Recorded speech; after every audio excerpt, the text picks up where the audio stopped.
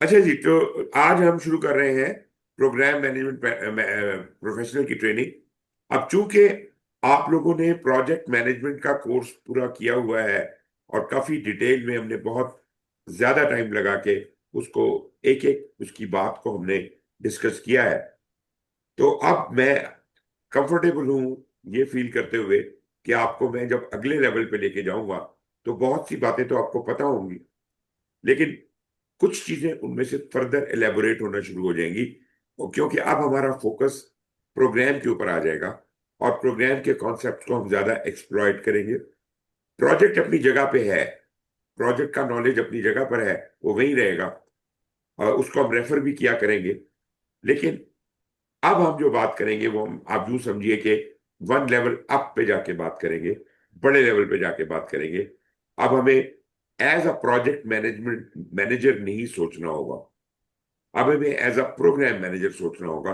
तो थोड़ा आप यूं समझें कि आपकी प्रमोशन होगी। तो प्रोग्राम लेवल के ऊपर हम बातचीत इसकी करेंगे। तो ये जनाब, ये तो खैर मैं हूं और ये है जी स्टैंडर्ड प्रोग्राम मैनेजमेंट का। इस वक्त जो लेटेस्ट स्टैंडर्ड आ गया हुआ है वो है फिफ्थ एडिशन। मुझे अभी इस बात का नहीं पता कि इन्होंने लेटेस्ट टेस्टिंग जो शुरू की है वो फिफ्थ एडिशन के मुताबिक शुरू कर दी है कि नहीं की है, क्योंकि ये अभी अभी आया है। अलबत्ता इसकी जो टेस्टिंग हो रही थी वो फोर्थ एडिशन के मुताबिक हो रही थी।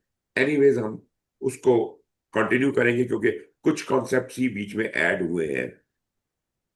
लाजमी बात है कि अगर आप प्रोग्राम मैनेजमेंट की सर्टिफिकेशन को पढ़ते हैं, उसका स्टैंडर्ड ये है, the standard for program management. जैसे मैंने कहा कि फोर्थ या फिफ्थ एडिशन होगा जिससे आपको तैयारी करनी होगी। और इसमें नेचुरली आपको नॉलेज चाहिए प्रोजेक्ट मैनेजमेंट का। तो वो जो हमने स्टैंडर्ड प्रोजेक्ट मैनेजमेंट का पढ़ा था वो भी वैलिड है। ऑल्दो उसमें से कोई बहुत ज्यादा क्वेश्चन नहीं आएंगे, लेकिन आपने जब भी कोई फैसला करना है तो आपके नीचे तो प्रोजेक्ट मैनेजर्स ही काम कर रहे हैं ना। तो आपको फिर प्रोजेक्ट मैनेजमेंट के नॉलेज का पता तो हो कि वो लोग जो आपके साथ कर रहे हैं वो कैसे कर रहे हैं।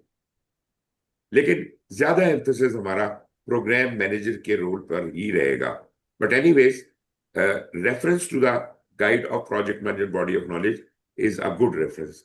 तो इस वक्त हम सेवंथ एडिशन को रेफर कर रहे हैं। अच्छा जी, पहले तो ये मतलब चूंकि हमारा इंट्रोडक्टरी मॉड्यूल है तो इसमें हम स्टैंडर्ड्स के बारे में बातचीत कर लेते हैं थोड़ी सी। ये मैंने बड़ी पुरानी प्रेजेंटेशन बनाई हुई है, मैं थोड़ा बहुत इसको रिफ्रेश करके, मगर मैं आपको ये आइडिया देना चाहता हूँ कि पीएमआई के कितने सारे स्टैंडर्ड हैं और वो क्या क्या चीजें करते हैं और उनको किस तरह से क्लासिफाई और कैटेगराइज किया गया है। आप समझिए कि मैं किताबों की बात नहीं कर रहा, मैं अदरवाइज इल्म की बात नहीं कर रहा, मैं बात कर रहा हूँ स्टैंडर्ड्स की। स्टैंडर्ड्स का मतलब है जैसे कानून की किताब होती है, वो बहुत ज्यादा चीजों को एक्सप्लेन नहीं करती, मगर बहुत ही मुख्तसर अल्फाज में बहुत ज्यादा पते की बातें कर जाती है। तो किताब कोई भी आप पढ़ेंगे ना तो उसमें आपको किस्से कहानियां भी मिल जाते हैं, उसके अंदर आपको कुछ एग्जाम्पल्स भी मिल जाती हैं। स्टैंडर्ड आपको कोई एग्जाम्पल नहीं देता। स्टैंडर्ड का है ऐसे ऐसे ऐसे और ऐसे, बस खत्म बात, निहायत खुश होता है। लेकिन एक स्टैंडर्ड के अंदर जो मटेरियल है वो कई किताबों से ज्यादा का मौजूद होता है। पढ़ना मुश्किल होता है, समझना मुश्किल होता है, लेकिन अगर आप उसको समझ जाएं, उसमें अबूर हासिल कर लें, तो आप फिर उसको ज्यादा बेहतर तरीके के साथ आप उसके ऊपर उसका इस्तेमाल कर सकते हैं। तो पहले हम पीएमआई के स्टैंडर्ड्स की बात कर लेते हैं। पीएमबीओके के बारे में तो आप वाकिफ ही हैं। ये पीएमआई की गाइड्स जो है उसमें सबसे पहली गाइड या सबसे पहला ग्लोबल स्टैंडर्ड था पीएमआई का। पीएमआई ने जब पहला कोई स्टैंडर्ड लिखा तो वो ये था, a guide to project management body of knowledge. Although then it was in the first edition, फिर सेकंड हुआ, थर्ड हुआ, फोर्थ हुआ, और अब जाके इस वक्त सेवंथ है। और एट्थ एडिशन भी लिखा जा चुका है लेकिन अभी छपा नहीं है। मेरा ख्याल है एक आध साल में, एक डेढ़ साल में वो भी रिलीज हो जाएगा। In a very recent past PMI ने एक और भी गाइड इंट्रोड्यूस की है। अब गाइड को मैं यूं समझ रहा हूं, ये है तो बहुत स्टैंडर्ड ही है, लेकिन ये कोई बड़ा गहरा सा स्टैंडर्ड है। This is something really very important. This is standard से जरा बढ़ के चीज है कि this encapsulates a level upper than the standard. इनकी चीजें हैं, एक चीज है दी गाइड्स, जिनको वो पीएमआई गाइड्स भी कहते हैं, दी गाइड्स भी कहते हैं। सेकंड लेवल पे आ जाते हैं दी स्टैंडर्ड्स। तीसरे लेवल पे आ जाते हैं practice standards and practice guides. इस तरीके के साथ इनकी काफी सारी कैटेगराइजेशन बन जाती है, और उसमें को 30-40 मुख्तलिफ स्टैंडर्ड इसमें शामिल हो जाते हैं। तो गाइड्स की कैटेगरी में दो चीजें हैं, एक पीएमबीओ के जो कि अब 7th एडिशन में है, और दूसरा एक डिसिप्लिन है बिजनेस एनालिसिस का, जिसका हमने प्रोजेक्ट मैनेजमेंट के दरमियान थोड़ा बहुत जिक्र किया था, कि वो बिजनेस केस बनाता है, बाकी हिसाब किताब करता है। उसका एक अपना ही रोल है, चूंकि उसका रोल प्रोजेक्ट मैनेजर के रोल से काफी उसके पैरेलल में चलता है, उसके साथ साथ चलता है। तो इसलिए उसकी भी एक गाइड पीएमआई ने बनाई, और उसकी बाकायदा, जैसे पीएमपी सर्टिफिकेशन है, इस तरह बिजनेस एनालिसिस की भी एक सर्टिफिकेशन है पीएमआई की, और उसकी एक गाइड भी है। ये वो गाइड है। सर ये जी जी। आपने जो तीन स्टैंडर्ड, तीन लेवल्स बताए हाँ कि जी। ऊपर गाइड है और प्रैक्टिस गाइड है, उसके नीचे स्टैंडर्ड है, स्टैंडर्ड से नीचे। गाइड है, एक गाइड है, फिर दा स्टैंडर्ड है। दा स्टैंडर्ड सर, ये बड़ी चीज है, दा स्टैंडर्ड। स्टैंडर्ड के बाद आती है practice guides and practice standards. Practice guide और प्रैक्टिस स्टैंडर्ड्स यूं समझ लीजिए कि अभी they are candidates to be you know promoted to the next higher level. Some of them have been promoted. कुछ प्रैक्टिस स्टैंडर्ड या प्रैक्टिस गाइड्स थी जो अब दा स्टैंडर्ड बन चुकी है। ठीक है ना, वो इवॉल्व होता रहता है 3-4 एडिशन में। जब वो अच्छा पक्का हो जाता है तो फिर उसको बाकायदा दा स्टैंडर्ड बना देते हैं। लेकिन अभी तक पीएमआई की गाइड, जो गाइड का स्टैंडर्ड है, जो गाइड का लेवल है, वो इन दो ही चीजों को मिला है। ठीक है जी। अब आते हैं जी आगे, गाइड के नीचे क्या कुछ है हमारे पास। गाइड के सर बाद गाइड से आते हैं पहले भी, दा स्टैंडर्ड। गाइड से पहले पहले भी आपने बताया था ना एक, दा स्टैंडर्ड से पहले भी एक चीज थी। द गाइड, ये है, ये जो आपके सामने है, ये गाइड्स है। असल में चक्कर ये है कि ये भी दरअसल स्टैंडर्ड ही है, लेकिन दरअसल प्रोजेक्ट मैनेजमेंट का स्टैंडर्ड इस गाइड के अंदर घुसा हुआ है, और जो बिजनेस एनालिसिस का स्टैंडर्ड है वो पीएमआई गाइड फॉर बीए के अंदर घुसा हुआ है। तो असल में तो ये भी दा स्टैंडर्ड ही है, लेकिन ये स्टैंडर्ड से जरा बढ़ के है। ठीक है जी। तो ये स्टैंडर्ड के अलावा भी थोड़ा ज्यादा इल्म कवर करते हैं। यूं वो समझ इलम में लीजिए लिखने कि की आप कोशिश कर रहा पीएमबीओ था की आपने, गाइड को। तीन तीन जी जी। स्टेजेस बताई। द गाइड, द देखिए द स्टैंडर्ड से गाइड, पहले the guide, the standard, practice guide, practice standard, और भी चीजें हैं, उनकी तरफ भी आता हूं। जी छोटी जी चीजें जी। और भी हैं, लेकिन ये बड़ी बड़ी, ये चार चीजें। ओके। तो ये है जी। अच्छा, मैं ये कतन आपको ये कहने की कोशिश नहीं कर रहा कि आप बिजनेस एनालिस्ट की भी सर्टिफिकेशन कर लें। ये आपकी मर्जी है, अगर आपका दिल करे, अगर आपको लगे कि यार इसमें भी कोई इल्म है, इससे भी फायदा हो सकता है, आपकी जाती चॉइस है, तो वो भी किया जा सकता है। बट एनीवेज, मैं सिर्फ आपको इंट्रोड्यूस कर रहा हूं, मैं आपको कोई कन्विंस करने की कोशिश नहीं कर रहा। But that is equally interesting. और the level of business analysis की जो सर्टिफिकेशन है, उसका और पीएमपी का लेवल बराबर है। मतलब the level of difficulty and level of recognition दोनों का बराबर है। मगर पीएमपी का फायदा यह है कि पीएमपी बहुत पुरानी है, जिसकी वजह से इसके सर्टिफाइड लोग दुनिया में सबसे ज्यादा है। जबकि बिजनेस एनालिसिस को मेरा ख्याल है इंट्रोड्यूस हुए चंद साल हुए, और इसके बहुत ज्यादा सर्टिफाइड प्रोफेशनल आपको नहीं मिलेंगे। ये ज्यादा फेमस भी नहीं है उसकी तरह। पीएमपी तो बहुत ही ज्यादा फेमस है ना। अच्छा जी, आगे हम चलते हैं अगली चीज की तरफ, जो कि है हमारे दा स्टैंडर्ड। अच्छा, बुनियादी तौर पे ना, ये तीन ही स्टैंडर्ड थे। दा स्टैंडर्ड जब इनिशियली बनाए गए, पहले तो प्रोजेक्ट मैनेजमेंट का स्टैंडर्ड था ना, जो पीएमबीओके के गाइड के अंदर है। मतलब पीएमबीओ के गाइड के दो पोर्शन थे, एक द स्टैंडर्ड था और एक द गाइड था। उन्होंने उसे एक ही किताब में छाप दिया, इसलिए उसको अलग से द स्टैंडर्ड के तौर पे नहीं छापा गया।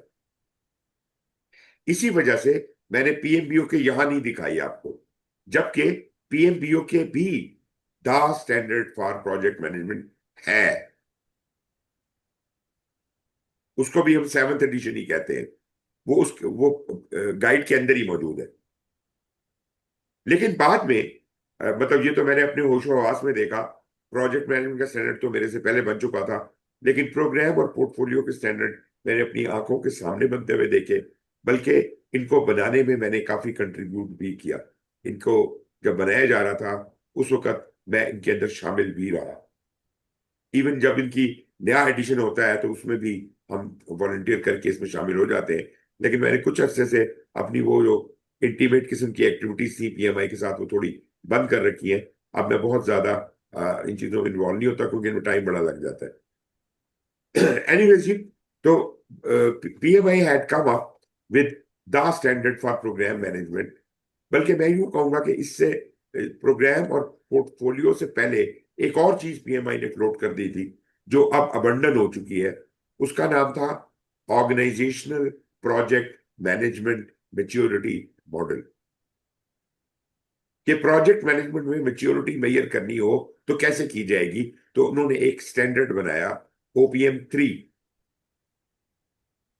उससे पीएमआई को यह ख्याल आया कि यार, इसके अंदर खाली प्रोजेक्ट मैनेजमेंट तो नहीं होनी चाहिए, इसमें तो और भी डिसिप्लिन होने चाहिए। तब पूरी ऑर्गेनाइजेशनल लेवल प्रोजेक्ट मैनेजमेंट के ऊपर पूरा अबूर होगा। तो उन्होंने फिर ये दो नए एरियाज इन्वेंट किए, प्रोग्राम मैनेजमेंट और पोर्टफोलियो मैनेजमेंट। तो OPM 3 तो पीछे रह गया, वो बन गया था लेकिन उन्होंने उसको फिर प्राइवेटाइज कर दिया। अब जो प्राइवेट ऑडिटर कंपनीज हैं उन लोगों ने उसको खरीद लिया हुआ है और वो लोगों के ऑडिट करते फिरते हैं प्रोजेक्ट मैनेजमेंट के अकॉर्डिंग टू OPM 3। मैं भी उसके ऑडिटर्स के तौर पे मैंने उनका कोर्स किया हुआ है, लेकिन वो फिर तकरीबन डिसकंटिन्यू हो गया, तो हमने फिर उसको फॉलो करना छोड़ दिया। तो ये रिजल्ट क्या हुआ उसका, कि फिर दो नए स्टैंडर्ड ज़हूर पजीर हुए, the standard for program management और the standard for portfolio management. और गालिबन इनको कम अज कम 12 से 15 साल हो चुके हैं इन दोनों स्टैंडर्ड को। प्रोग्राम मैनेजमेंट को 15 साल हुए होंगे, पोर्टफोलियो वाले को थोड़ा सा कम टाइम हुआ होगा, but they are following the suit. इस वक्त जो प्रोग्राम मैनेजमेंट का स्टैंडर्ड है उसका तो फिफ्थ एडिशन लिखा जा चुका है, क्योंकि वो सीनियर है, पहले निकला था पोर्टफोलियो से। पोर्टफोलियो अभी भी फोर्थ एडिशन में ही पड़ा हुआ है। मेरा ख्याल है इसका भी फिफ्थ एडिशन बन चुका होगा, छपा नहीं है। प्रोग्राम मैनेजमेंट का फिफ्थ एडिशन बन के छप चुका है और ये आपके सामने। तो ये the standard for program management है, the standard for portfolio management है। तो फिर पीएमआई ने कहा कि जो जो तीनों डिसिप्लिन है, the standard for project management, program management और पोर्टफोलियो मैनेजमेंट, इसकी आपस की कोऑर्डिनेशन को जो ओवरऑल नाम दिया जाए ऑर्गेनाइजेशनल प्रोजेक्ट मैनेजमेंट। और उसके ऊपर फिर उन्होंने एक चौथा स्टैंडर्ड बना दिया, the standard for organizational project management. इसकी अलग से कोई सर्टिफिकेशन तो नहीं है, लेकिन ये एक बड़ा कारामत किस्म का स्टैंडर्ड है जो इन सारे अलूम को एक साथ यूनाइट करता है। और इसका हम जिक्र करेंगे, इसके बारे में हम पहले भी प्रोजेक्ट मैनेजमेंट भी हल्का फुल्का जिक्र किया था, लेकिन यहां हम जरा ज्यादा जिक्र करेंगे। तो ये अब क्या हो गया कि काफी अरसे तक जो कोर स्टैंडर्ड्स कहलवाते रहे, वो जो चार चीजें थी, प्रोजेक्ट का द स्टैंडर्ड, प्रोग्राम का द स्टैंडर्ड, और पोर्टफोलियो का द स्टैंडर्ड, और ऑर्गेनाइजेशनल प्रोजेक्ट मैनेजमेंट OPM का द स्टैंडर्ड। ये चार स्टैंडर्ड दी स्टैंडर्ड के दर्जे पे काफी अरसा रहे। फिर ये जो आपको इसके अलावा ये अर्नड वैल्यू नजर आ रही है, रिस्क मैनेजमेंट नजर आ रही है, they have recently been promoted to the level of the standard. ये पहले प्रैक्टिस स्टैंडर्ड हुआ करते थे और इनके कई वर्जन निकल चुके थे, दो दो तीन तीन एडिशन इनके निकल चुके थे। और अल्टीमेटली पीएमआई ने इन दो एरियाज को प्रमोट करके अब बाकायदा इस स्टैंडर्ड का लेवल दे दिया गया है। तो अर्न वैल्यू का स्टैंडर्ड जो है वो लाजमी बात है कि बहुत जगहों पे इस्तेमाल होता है, एस्टिमेट्स में इस्तेमाल होता है, प्रोजेक्ट में, प्रोग्राम्स में, पोर्टफोलियोज में। असल में वजह यही थी कि ये वहां पे जब हम पढ़ते थे वो सिर्फ प्रोजेक्ट के पर्सपेक्टिव में पढ़ते थे। अब इन्होंने क्या किया, जब स्टैंडर्ड फॉर अर्नड वैल्यू आ गया तो now this is applicable to project, programs and portfolios and whole OPM. Similarly उन्होंने बाकायदा जो रिस्क मैनेजमेंट का नाम रखा उसको भी कहा the standard for risk management in portfolios, programs and projects.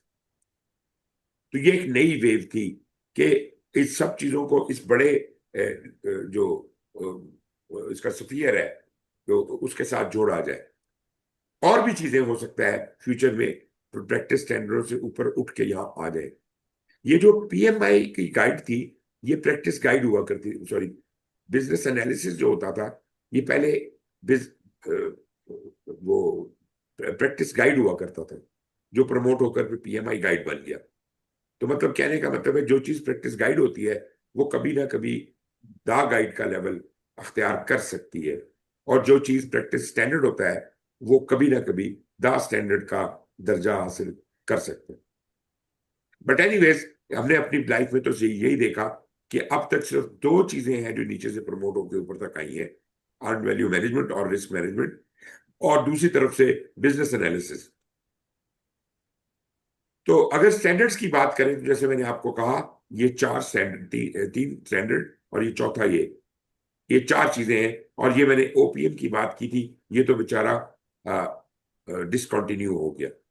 ये तीसरे एडिशन तक गया था, बल्कि इसके तीसरे एडिशन को लिखने में मैंने भी काम किया था इसकी टीम के अंदर, मगर ये है कि वो फिर डिसकंटिन्यू कर दिया गया। तो उसके बाद ये अब सिर्फ चार चीजें रह गई हैं जिनको हम कोर स्टैंडर्ड कहते हैं, अभी भी कहते हैं, कोर स्टैंडर्ड कहते हैं। लेकिन आपने ये बताया कि ये जो ओपीएम है, जी जी। ओपीएमएम है, वो ओपीएम के अंदर आ गया है। नहीं नहीं नहीं, ओपीएम जो है ये ओवरऑल फिलॉसफी है प्रोजेक्ट, प्रोग्राम और पोर्टफोलियोज को इकट्ठे मैनेज करने की। राइट। ओपीएम थ्री कुछ और था। देखिए ये जितने ना ये स्टैंडर्ड है, स्टैंडर्ड मैंने बताया था आपको कि ये गुड प्रैक्टिसेस होती हैं, स्टैंडर्ड है ऑलवेज गुड प्रैक्टिसेस। राइट। ये जो मेच्योरिटी मॉडल होता है ना ये बेस्ट प्रैक्टिसेस होती हैं। तो उन्होंने एक राइट। वाहिद चीज बनाई थी जो मेच्योरिटी मॉडल था और जो बेस्ट प्रैक्टिसेस थी। मुझे नहीं समझ आती कि ये बड़ा जबरदस्त चीज थी, इनको इसको कंटिन्यू करना चाहिए था, बहुत जबरदस्त कॉन्सेप्ट था। आई डोंट नो पीएमआई ने इसको क्यों छोड़ दिया या बेच दिया या whatever you want to call it, मगर ये है कि पीएमआई ने अपना फोकस उससे हटा लिया।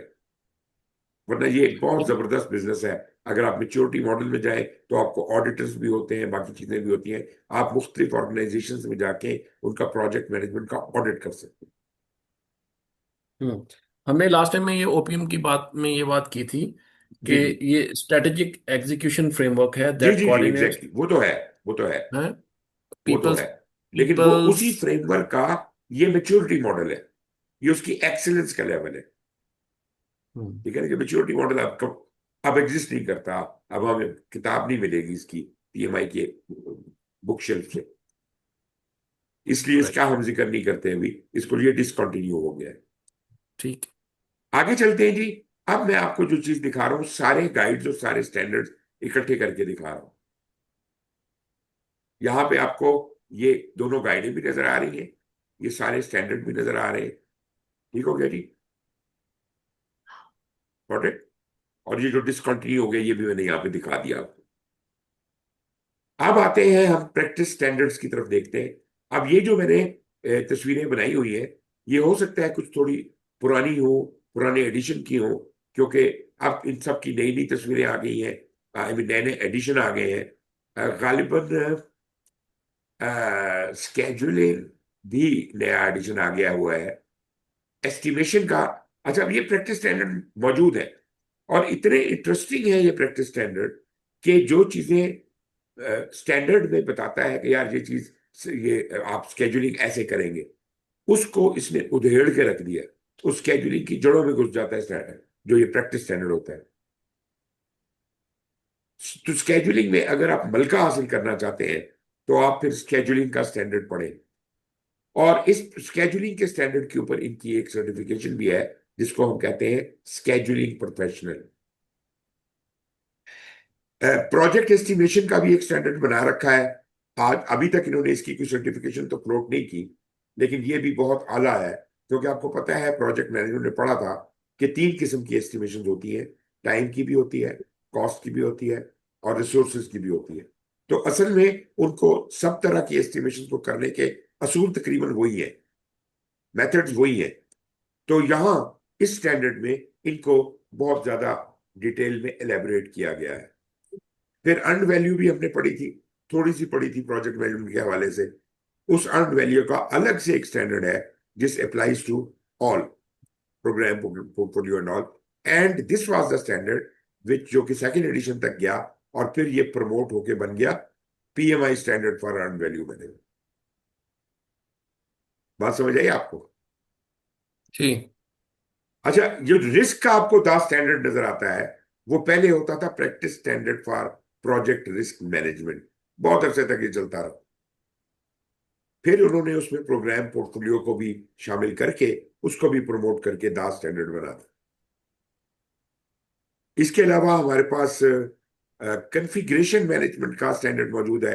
ये नीचे आपको नजर आ रहा है। अच्छा, कॉन्फ़िगरेशन याद है ना आपको, क्या आपने पढ़ा था? ये सब कॉन्सेप्ट हम पढ़ चुके हैं प्रोजेक्ट मैनेजमेंट के दौरान। हमने जिक्र किया था कि प्रोजेक्ट मैनेजमेंट प्लान के अंदर बाकी मैनेजमेंट प्लान्स के अलावा कॉन्फ़िगरेशन मैनेजमेंट प्लान और चेंज मैनेजमेंट प्लान भी बनाए जाते हैं। अगर आप इस कॉन्फ़िगरेशन मैनेजमेंट के स्टैंडर्ड को पढ़ लें, तो आपको बिल्कुल ही खुल के चीजें सामने आ जाएंगी कि कॉन्फ़िगरेशन मैनेजमेंट और चेंज मैनेजमेंट का आपस में गहरा रिश्ता है। बल्कि यूं समझ लीजिए कि change management is part of the configuration management. तो ये खैर एक अलग बड़ी गहरी डिस्कशन है। तो ये प्रैक्टिस स्टैंडर्ड भी एग्जिस्ट करता है। मतलब आप यूं समझिए कि एक इल्म का जखीरा है जो खत्म होने का नाम ही नहीं लेता। जिस डायमेंशन में घुस जाए उसमें गहराइयां पाई जाती हैं। इसी तरह जो एस्टिमेशन वाला था, उसका ये सेकंड एडिशन है। ये इसका पहला एडिशन इस शक्ल का था। वर्क ब्रेकडाउन स्ट्रक्चर भी अब मेरा ख्याल है काफी सारे एडिशन से अब प्रमोट हो चुका है। उसकी नई जो थर्ड या फोर्थ एडिशन है, मुझे पर अभी वो यहाँ तस्वीर नहीं है, मगर ये है कि वो भी एक स्टैंडर्ड है, प्रैक्टिस स्टैंडर्ड है। और उसमें WBS, भले वो प्रोजेक्ट मैनेजमेंट के हवाले से बनाया जा रहा है, वो प्रोग्राम मैनेजमेंट के बनाया हिसाब से बनाया जा रहा है, या पोर्टफोलियो मैनेजमेंट के, तो WBS तो हर जगह इस्तेमाल होता है। तो WBS का कॉन्सेप्ट जो है वो यूज होता है। लेकिन गालिबन अभी तक इन्होंने इसको द स्टैंडर्ड का लेवल इसलिए नहीं दिया कि WBS का ज्यादा इस्तेमाल प्रोजेक्ट में है, प्रोग्राम में जरा सतही है, और पोर्टफोलियो में बहुत ही सतही है। शायद इस वजह से उसको उन्होंने अभी तक स्टैंडर्ड का दर्जा नहीं दिया। लेकिन प्रोजेक्ट मैनेजमेंट के हवाले से वर्क ब्रेकडाउन स्ट्रक्चर की बड़ी अहमियत है, और इसकी जो अंदर की कहानी है कि कब क्या करना चाहिए, कैसे करना चाहिए, तो ये चीजें आप यहां से कर सकते। मतलब मैं आपको ये बताऊं कि मैं ये सारे स्टैंडर्ड पढ़े हुए थे मैंने, और मैं इनको इस्तेमाल भी करता था। मैं लोगों को कंसल्टेंसी भी दी है। मैंने प्रोजेक्ट मैनेजमेंट की कंसल्टेंसीज भी की हैं, ऑडिट्स भी किए हैं, और स्केड्यूल्स की का ऑडिट भी किया है। और वो मैंने यहां से सीखा है। इन स्टैंडर्ड्स के अंदर दिया हुआ है कि ये ऑडिट कैसे करते हैं, कैसे आप सारा कुछ कर सकते हैं। तो मेरा मतलब है कि जैसे जैसे आप अपना फिल्म बढ़ाते जाएंगे, तो ये there are good reference books जो कि आपको कहीं इधर उधर जाके कनेक्ट करने की जरूरत पड़ती है। अच्छा, ये तो हो गए प्रैक्टिस स्टैंडर्ड। मगर एक चीज अलग से है जिसको ना हम प्रैक्टिस स्टैंडर्ड कह सकते हैं, ना स्टैंडर्ड कह सकते हैं, ना गाइड कह सकते हैं। ये एक अलग ही चीज है। इसको मैंने यही शामिल कर दिया था क्योंकि ये इकलौती है। इसको कहते हैं project manager competency development framework. तो ये यूं समझ लीजिए एक फ्रेमवर्क है। ये एक अलग से एक स्टैंडर्ड बना दिया इन्होंने फ्रेमवर्क का।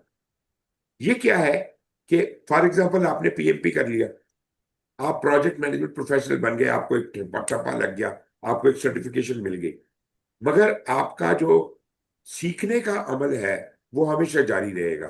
भले आप प्रोजेक्ट मैनेजर है, प्रोग्राम मैनेजर है, पोर्टफोलियो मैनेजर है, आपको सीखना होगा। तो ये जो फ्रेमवर्क है, ये क्या करता है? ये आपकी असेसमेंट करता है। ये आपको तरीका है, पूरा बताता है कि आप अगर खुद से अपनी असेसमेंट करना चाहते हैं कि यार मेरी कॉम्पिटेंसी का लेवल क्या है इस वक्त, तो आप इस फ्रेमवर्क के थ्रू अपने आप को एस्टिमेट कर सकते हैं, अपनी वीकनेसेस को नोट कर सकते हैं, और फिर उसके अंदर अपनी कुछ फर्दर एजुकेशन या ट्रेनिंग वगैरह ले सकते हैं। ये चीज एचआर वाले भी इस्तेमाल कर सकते हैं। सीनियर जो प्रोग्राम पोर्टफोलियो मैनेजर्स हैं वो भी आपकी असेसमेंट के लिए इस्तेमाल कर सकते हैं। This is a wonderful tool. ये भी कोई मेरा ख्याल है काफी सारे एडिशन से गुजर चुका है। गालिबन ये जो आपके सामने है, दिस इज थर्ड एडिशन। ये भी गालिबन, जहां अगर मैं रॉन्ग नहीं हूं तो ये भी कोई फोर्थ एडिशन में होगा। आप पीएमआई की वेबसाइट पे जाके देख लीजिए, वहां पे आपको सब लेटेस्ट एडिशन मिल जाएंगे। मैं भी कोशिश करूंगा कि मैं इन तस्वीरों को अपडेट कर लूं लेटेस्ट एडिशन के साथ। राइट जी। अब आ जाए प्रैक्टिस गाइड्स के ऊपर। चाहो दिस इज, ये आप गौर कीजिए कि ये क्या चीजें हैं, कितनी सारी चीजें हैं, और ये इतनी इंटरेस्टिंग चीज है कि आप खोलते जाएंगे और ये बिखरता जाएगा। बिजनेस एनालिसिस जो आपने वहां देखा था, जो पीएमआई गाइड बन गई है, वो दरअसल ये यहां से निकली है। बिजनेस एनालिसिस की पहले इन्होंने प्रैक्टिस गाइड बनाई थी फॉर प्रैक्टिशनर्स, और इसकी सर्टिफिकेशन इसकी बेस पे शुरू कर दी थी। मगर एक और भी स्टैंडर्ड बनाया था जिसका ताल्लुक बिजनेस एनालिसिस से था, वो था practice guide for requirements management. Requirement management आपको याद होगा, हम प्रोजेक्ट मैनेजमेंट में भी करते हैं, लेकिन उस वक्त भी मैंने ये आपको बताया था कि हम रिक्वायरमेंट मैनेजमेंट का प्लान क्यों नहीं बनाते प्रोजेक्ट मैनेजमेंट प्लान के अंदर।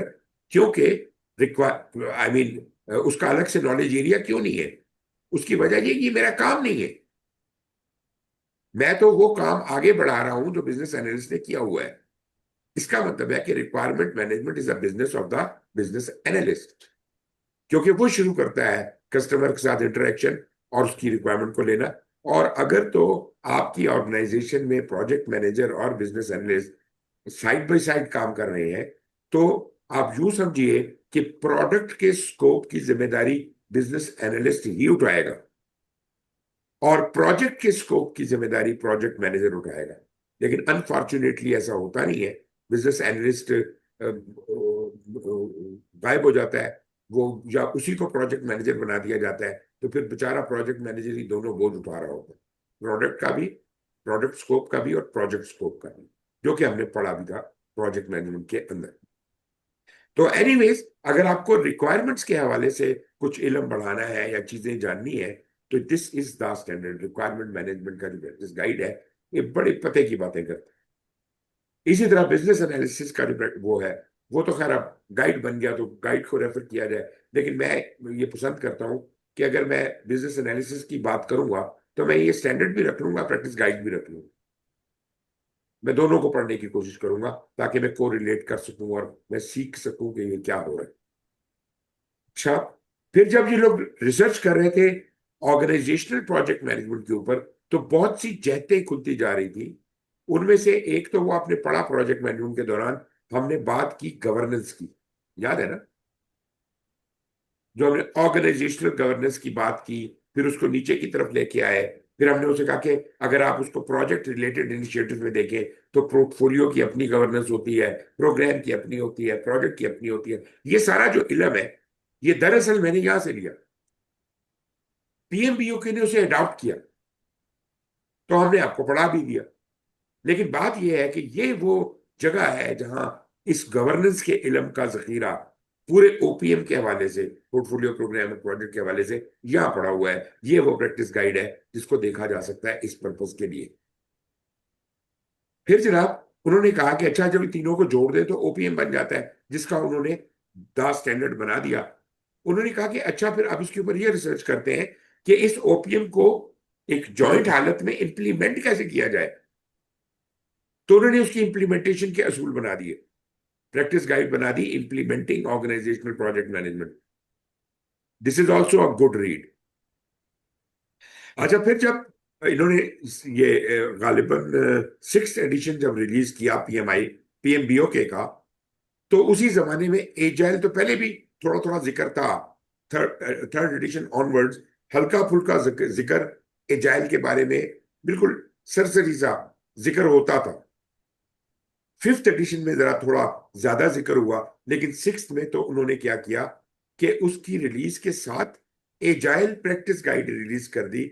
और मजे की बात ये कि इसकी जो फर्स्ट एडिशन इसका आया था, वो पीएमबीओके की जिल्द के अंदर ही छपी हुई थी। ये it was part of the PMBOK.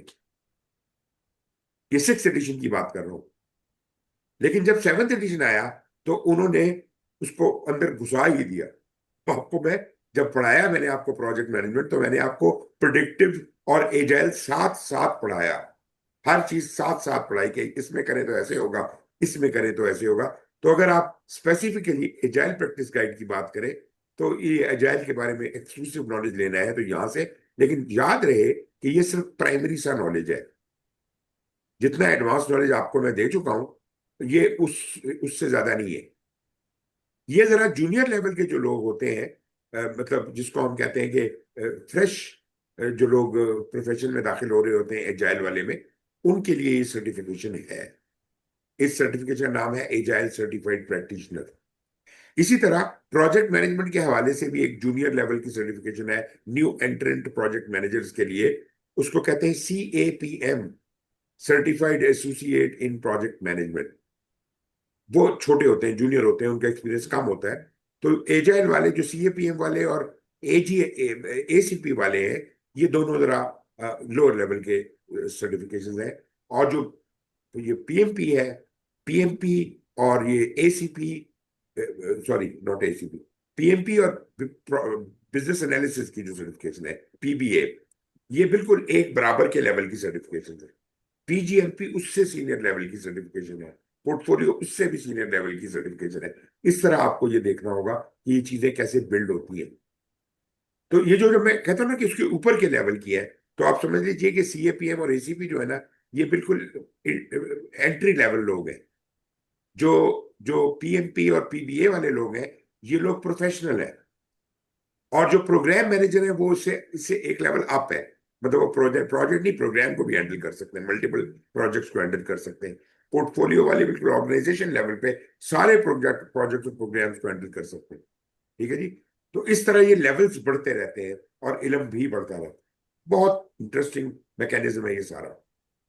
अच्छा, फिर ये उसकी जड़ों में घुसते रहते हैं, नई नई चीजों के अंदर बढ़ते रहते हैं। पहले जब हम PFBO के पढ़ते रहते थे, तो उसमें कंप्लेक्सिटी का जिक्र नहीं आता था। वो कहते थे कि ये हम तो आपको स्टैंडर्ड बता रहे हैं, स्टैंडर्ड में हम एक सादा प्रोजेक्ट को चलाने का तरीका बताएंगे। बट दे रियलाइज कि ये लोग जब प्रोफेशन में जाते हैं तो उनको सादा प्रोजेक्ट तो नहीं मिलता।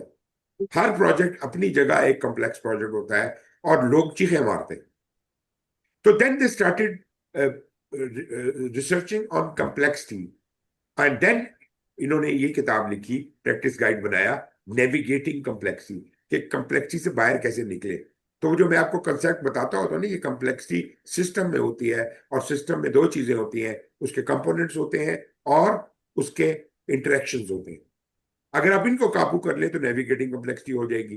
तो ये अब PMBOK में भी इसका जिक्र है, बार बार जिक्र आता है। लेकिन मैंने जैसे आपको बताया, मैंने ये नेविगेटिंग कॉम्प्लेक्सिटी की प्रैक्टिस गाइड से सीख लिया था, इससे पेशतर कि वो PMBOK में आए। ये वजह है कि मेरा इसका कॉन्सेप्ट या इन चीजों का कॉन्सेप्ट जो है वो जरा बेहतर है इन मामलों में।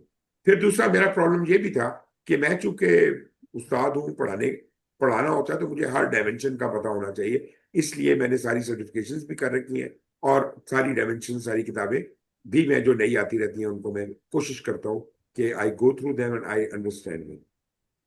चेंज के हवाले से आपको याद है कि PMBOK में हमने चेंज की बात की थी, चेंज मैनेजमेंट प्लान भी बनाया था, और हमने उसके बारे में भी कहा था कि वैसे तो चेंज मैनेजमेंट हर नॉलेज एरिया का अपना अपना बिजनेस है। स्कोप की अपनी चेंज मैनेजमेंट होगी, टाइम की अपनी होगी, कॉस्ट की अपनी होगी। तो जितने नॉलेज एरिया वो अपनी अपनी चेंज मैनेजमेंट करेंगे। लेकिन बहुत अच्छा आइडिया है कि अगर चेंज मैनेजमेंट का सारा मैकेनिज्म जो है उसको कंसोलिडेट कर दिया जाए और अलग से प्रोजेक्ट के अंदर एक चेंज मैनेजमेंट प्लान बनाया जाए। बट बात यहां खत्म नहीं होती। ये सिर्फ इतनी बात नहीं है कि जी चेंज मैनेजमेंट का कोई प्रोजेक्ट के अंदर की चेंज की बात हो रही है। यहां बात हो रही है मैनेजिंग चेंज इन ऑर्गेनाइजेशन, जिसका मैंने आपसे जिक्र किया था कि ऑर्गेनाइजेशन में तब्दीली लाने का बायस प्रोजेक्ट बनते हैं, प्रोग्राम बनते हैं और पोर्टफोलियो बनते हैं। ये इस थ्योरी को इन्होंने एक्सप्लॉइट किया, एक्सप्लोर किया, और ये अलग प्रैक्टिस गाइड बना दी। इसको पढ़ के आपको चेंज की पूरी जो एक्सरे सामने आ जाता है कि यार चेंज ऑर्गेनाइजेशन लेवल पे कैसे होती है, और प्रोजेक्ट लेवल पे कैसे होती है, और how does it contribute to the organization. ये चीजें मेरा ख्याल है कि जरूरी है समझना। जबकि मैंने कोशिश तो ये की कि जब मैं प्रोजेक्ट मैनेजमेंट पढ़ा रहा था तो ये सारे कॉन्सेप्ट मैं आपसे हल्के फुल्के डिस्कस तो कर ही चुका हूँ।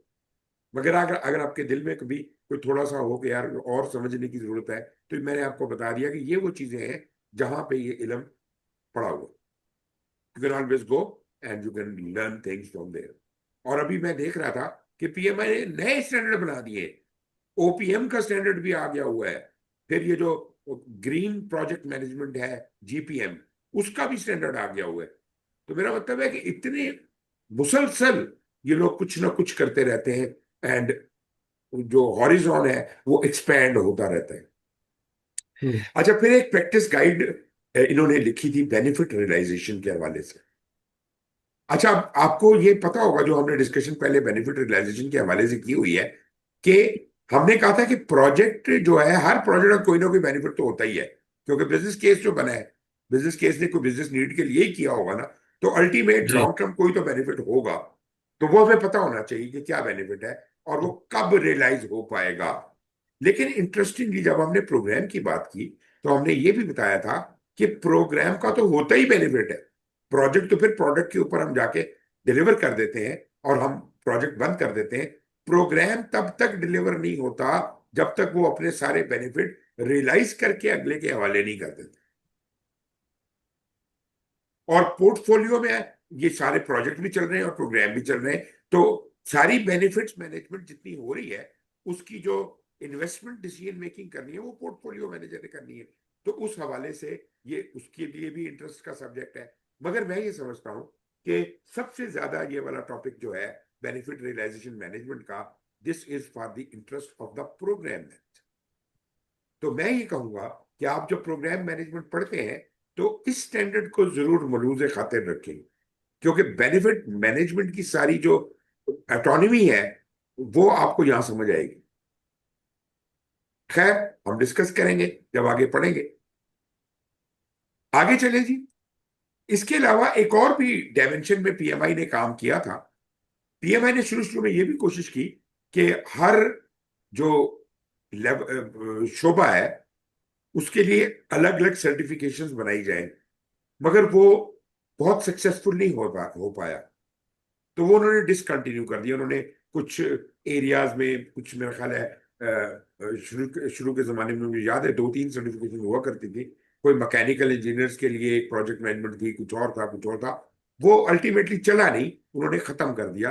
फिर उन्होंने क्या किया कि उन्होंने कहा कि हर डिसिप्लिन जो है दुनिया में, या जो भी प्रोजेक्ट मैनेजमेंट का के शोबे हैं, उन शोबों को चलना तो पीएमबीओ के गाइड के मुताबिक ही है, लेकिन हर उनकी जो स्पेसिफिक जो उस कंस्ट्रक्शन के प्रोजेक्ट को करने के लिए कुछ एडिशनल रिक्वायरमेंट्स हो सकती हैं, या एडिशनल स्टैंडर्ड गाइडलाइंस प्रोवाइड की जा सकती हैं, वो उन्होंने एक्सटेंशंस लिखनी शुरू की।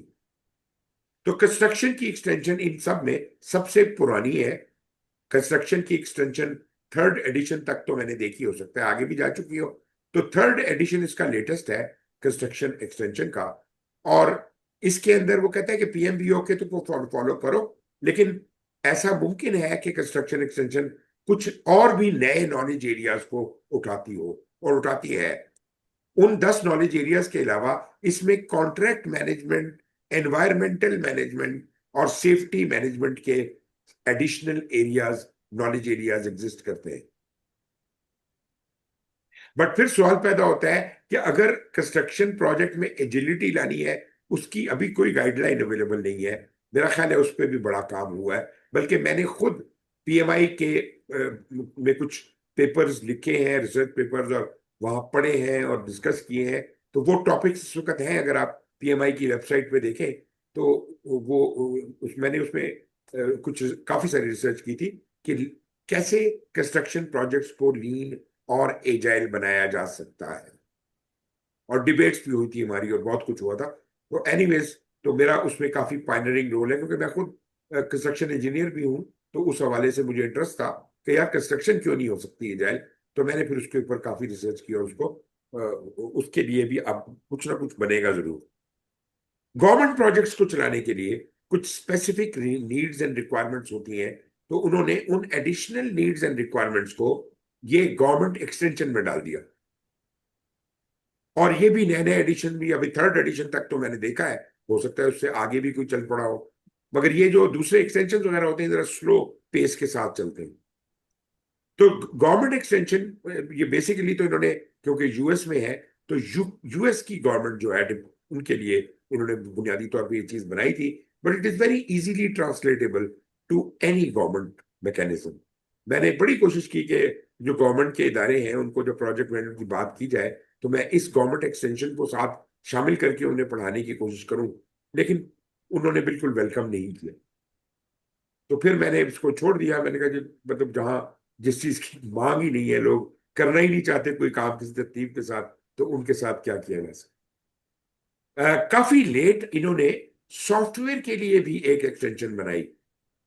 ये एजाइल का स्टैंडर्ड आने से पहले की बात है, ऑल्दो इस एक्सटेंशन के अंदर भी एजाइल का जिक्र मिलता है, लेकिन ये जो है, ये थर्ड फिफ्थ सॉरी, ये मेरे ख्याल एक दो एडिशन ही चली है, लेकिन ये फिफ्थ एडिशन के साथ रिलीज हुई थी सॉफ्टवेयर की एक्सटेंशन। और ये सॉफ्टवेयर वालों के लिए जो है, इनके लिए यूजफुल है। एक और एक्सटेंशन हुआ करती थी जो अब मादूम हो गई है, गायब हो गई है। ये थी, उन्होंने specially requested by department of defence USA. तो ये सबसे पहले तो यही बनी थी गालिबन, कंस्ट्रक्शन के अलावा सबसे पहले यही बनी थी। और इसको इसके ऊपर भी हमने कुछ काम किया हुआ है, मैंने उन लोगों के साथ जो उनके अमेरिकन मेरीन्स वगैरह हैं उनके साथ भी हमने मिलके कुछ डिस्कशंस की हुई है इसके ऊपर। मगर ये चूंकि उनकी रिक्वायरमेंट थी कि इसमें ये भी शामिल करो, इसमें ये भी शामिल करो, तो पीएम बीओके के स्टैंडर्ड को और बाकी चीजों के साथ मिक्स करके डिपार्टमेंट ऑफ डिफेंस के लिए अलग से स्टैंडर्ड बनाया गया था। अगेन आई वुड से कि मैंने कोशिश की कि इसको हम अपने डिफेंस वालों को समझाएं कि यार इस एक्सटेंशन को कुछ टेलर शेलर करके हम अपने तौर पे इस्तेमाल कर सकते हैं, हमें कौन रोकता है। लेकिन अगेन वही प्रॉब्लम का सामना हुआ, यहाँ कोई कुछ करना नहीं चाहता। खैर, तो ये क्योंकि रिस्ट्रिक्टेड था मामला, डिफेंस डिफेंस का था, तो उन्होंने फिर डिफेंस वालों ने इसको पीएमआई की पब्लिकेशन से गायब करा दिया। अब ये वहां नहीं मिलता, अब ये रिस्ट्रिक्टेड डॉक्यूमेंट है, ये उनके डिफेंस के अंदर ही मिलता है और कहीं नहीं मिलता। तो ये है जी कुछ एक्सटेंशन। तो आप ये देखते हैं कितनी जहते हैं, कहाँ कहाँ चीजें अंदर घुसती चली जाती हैं। अब आप अगर देखें बिजनेस एनालिसिस के हिसाब से ये तीन मुख्तलिफ चीजें बन चुकी हैं अब तक। एक तो ये गाइड ही बन गई आखिर में, एक प्रैक्टिशनर गाइड थी, ये इसकी बिजनेस एनालिसिस की, और एक रिक्वायरमेंट्स की, ये बिजनेस एनालिसिस के हवाले से है। अर्नड वैल्यू के हवाले से ये पहले तो ये प्रैक्टिस गाइड होती थी जो सेकंड थर्ड एडिशन तक चली, फिर वो स्टैंडर्ड बन गया। अब हम जो रेफर करेंगे वो इसको रेफर करेंगे। इसी तरह जो ओपीएम से रिलेटेड स्टैंडर्ड्स हैं वो भी बड़े इंटरेस्टिंग है। ओपीएम का स्टैंडर्ड बन गया, लेकिन मजीद रिसर्चें कहाँ कहाँ हो रही हैं, इम्प्लीमेंटिंग ओपीएम और governance of portfolio programs and project, ये भी एक बड़ा जबरदस्त टॉपिक है। और अगर मैं इन सबको जोड़ के आपको बताऊं तो this is a huge plethora. अब तो मुझे समझ नहीं आती कि मैं कितने गिनूं इनको, तो 30-40 तक तो मैं गिन चुका हूं इसके स्टैंडर्ड्स को, अब शायद उससे भी बढ़ गए होंगे। हाँ, अलबत्ता एक और चीज है जो आपको ये नजर आ रही है, पीएमआई लेक्सिकॉन। ये जो इन 40-50 स्टैंडर्ड्स या गाइडलाइंस या जो भी कुछ आप कहना चाहें, पीएमआई की जितनी पब्लिकेशंस हैं उनकी एक कॉमन ग्लॉसरी बनाई है इन्होंने, जिसका नाम रखा है पीएमआई लेक्सिकॉन। यहां पर आपको हर चीज की डेफिनेशन मिलेगी जो किसी भी स्टैंडर्ड में इस्तेमाल होती है।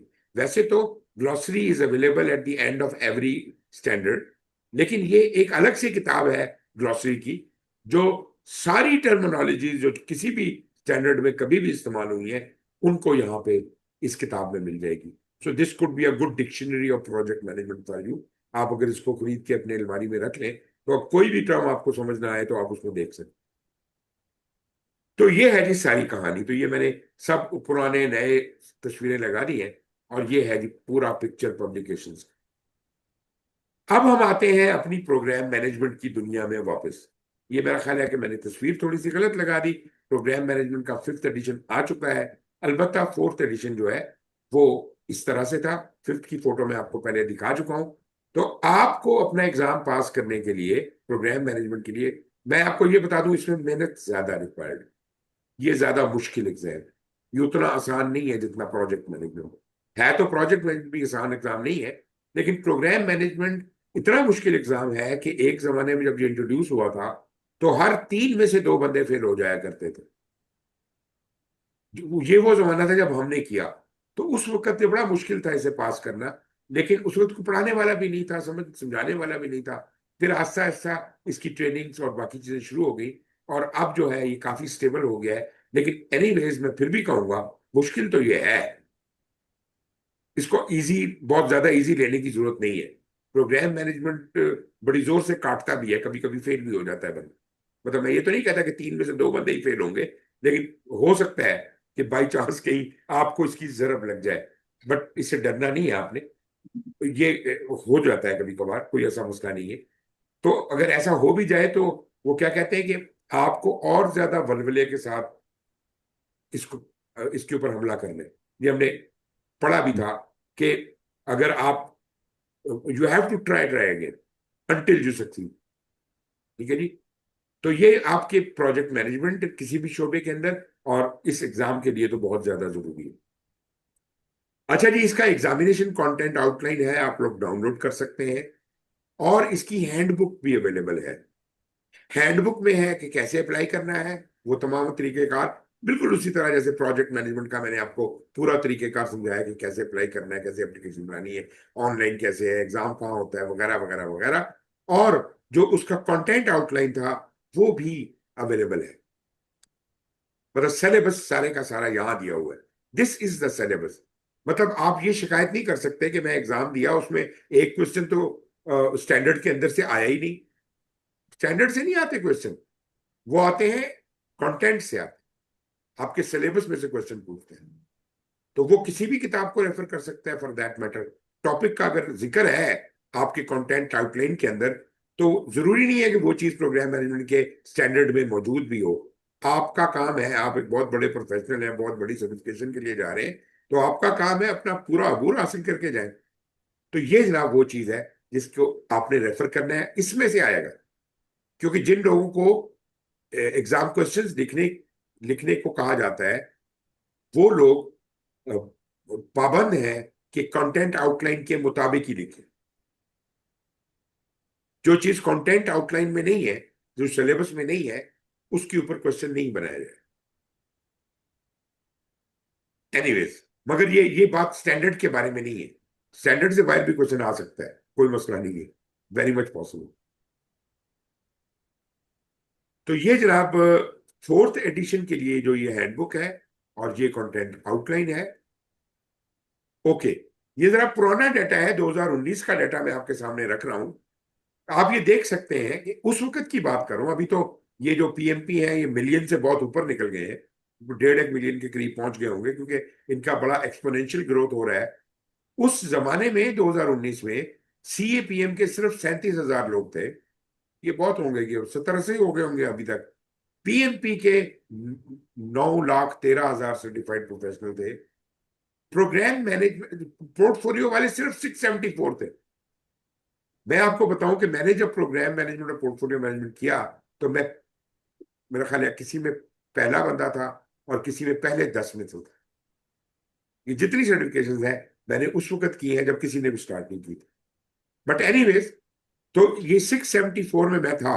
मैं आपको ये गारंटी देता हूँ 2590 में मैं डेफिनेटली था। तो मतलब ये है कि अब ये नंबर थोड़ा इंक्रीज जरूर हुआ होगा। मतलब मैं आपको चेक करके बता सकता हूँ, लेकिन currently this must be more than this. But naturally 2590 वाला जो है नंबर, ये कितना चला होगा? 10,000 हो गया होगा, 20,000 हो गया होगा, इससे ऊपर तो नहीं गया होगा। It can not match the PMP का जितना सर्टिफाइड प्रोफेशनल्स है। तो मतलब पीजीएमपी की थोड़ी मार्केट थोड़ी है, क्योंकि ये जरा सीनियर प्रोफेशनल्स के लिए है। और पोर्टफोलियो की उससे भी थोड़ी है। दुनिया में आपको टोटल 1,000 के करीब बंदा मिलता है जो पोर्टफोलियो सर्टिफाइड है। तो आप अपॉर्चुनिटी को गौर कीजिए। अगर आपको पोर्टफोलियो की जॉब ऑफर होती है तो you can demand a very good salary, because मिलता ही नहीं है बंदा इसका सर्टिफाइड। आरएमपी के उस जमाने में 5,000 के करीब लोग थे, अब तो मेरे ख्याल है 20 से ऊपर होंगे। शायद इससे भी ज्यादा हो। स्केजुअलिंग प्रोफेशनल बड़ा इंटरेस्टिंग सर्टिफिकेशन है, लेकिन इसकी भी जरा डिमांड बनी नहीं इतनी ज्यादा। ये भी थोड़े ही थे उस वक्त। अब मैं करंट फिगर्स मेरे पास नहीं है। पीबीए भी, क्योंकि ये सारी सर्टिफिकेशन काफी लेट आई थी ना, तो इनको ग्रूम होने में भी काफी टाइम लगेगा। लेकिन एसीपी काफी लेट आने के बावजूद इसने काफी पिक पकड़ा, क्योंकि ये थोड़ी अट्रैक्टिव चीज थी, नई चीज थी, हर कोई इसकी तरफ भागा। तो मतलब 2019 में ये 26,000, 26,500 लोग उस वक्त सर्टिफाइड हो चुके थे। तो मतलब ये लाख से तो ऊपर जरूर गया होगा, लाख 2 लाख तो हो ही गया होगा। बट एनीवेज आप ये देख सकते हैं कि प्रोमिनेंटली पीएमपी लीड कर रहा है। दुनिया में सबसे ज्यादा प्रोफेशनल सिर्फ पीएमआई ही की तरफ से ही नहीं कह रहा मैं इवन आप इंजीनियर्स की सर्टिफिकेशन देख लें और सॉफ्टवेयर की सर्टिफिकेशन देख लें। जो जो हाई लेवल प्रोफेशनल्स हैं, प्रोफेशनल लेवल के जो लोग हैं, उनके सर्टिफाइड प्रोफेशन इतने ज्यादा किसी और प्रोफेशन में शायद नहीं होंगे। इसके जनाब 2019 का डाटा आपसे शेयर कर रहा हूं। उस वक्त तक टोटल मेंबर 5,64,360 थे। ये करंट मेंबर को कहते हैं। जो छोड़ के जा चुके हैं तो उनको काउंट नहीं करते। और इनकी जो किताब ये बिक चुकी है पीएमबीओ के, ये 6 मिलियन से ज्यादा उस वक्त तक बिक चुकी थी। सिर्फ मैं आपको ये बताने की कोशिश कर रहा हूं कि ये उस जमाने की बात है, और अब तो ये 6 साल पुरानी बात हो गई। करंट डाटा से मुझे अपडेट कर लेना चाहिए था, लेकिन मैं अभी तक नहीं कर पाया। But anyways let's move ahead. तो ये उसी 2018-19 तक का डाटा मैंने उठाया, और मैं आपको ये दिखाना चाह रहा हूँ प्रोग्राम के हवाले से। वैसे तो जो पीएमपी का ग्राफ है वो इससे भी ज्यादा स्टीप ऊपर जा रहा है, क्योंकि उसमें तो बहुत तेजी के साथ वो ऊपर गया है। लेकिन ये भी आप देख सकते हैं कि इसका पैटर्न एक्सपोनेंशियल ग्रोथ का ही नजर आ रहा है। पीजीएमपी जिन लोगों ने किया है इन इन चंद सालों में, 2007 से लेकर 2018 तक, तो आप ये देखिए ये एक्सपोनेंशियल ग्रोथ है, स्ट्रेट लाइन नहीं है। इसका मतलब है कि ये जो 2019 में इधर पहुंचा होगा, 20 में इधर पहुंचा होगा, इधर पहुंचा होगा, तो अभी 25 में तो यहाँ कहीं बहुत ऊपर चला गया होगा। तो मतलब कहने का मतलब है कि 2,590 शायद 3 गुना हो गया हो, या 3 गुना नहीं तो 10,000 तक पहुंच चुका हो।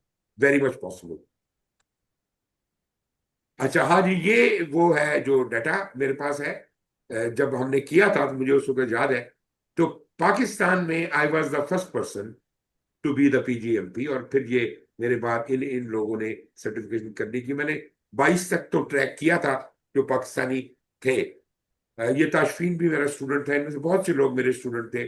और ये साजिद लतीफ भी मेरा स्टूडेंट था, असदुल्ला भी कोलीग है। और इस तरीके के साथ ये काफी सारे लोग जो है, रिजवान असद भी मेरा स्टूडेंट था। एनीवेज कहने का मकसद ये है कि ये उस जमाने की मैं बात करूं, 2017 तक पाकिस्तान में टोटल 22 बंदे थे जो पीजीएमपी थे। अब तो नंबर बढ़ गया है, काफी बढ़ गया है। So this is how it is. तो this is a challenging certification.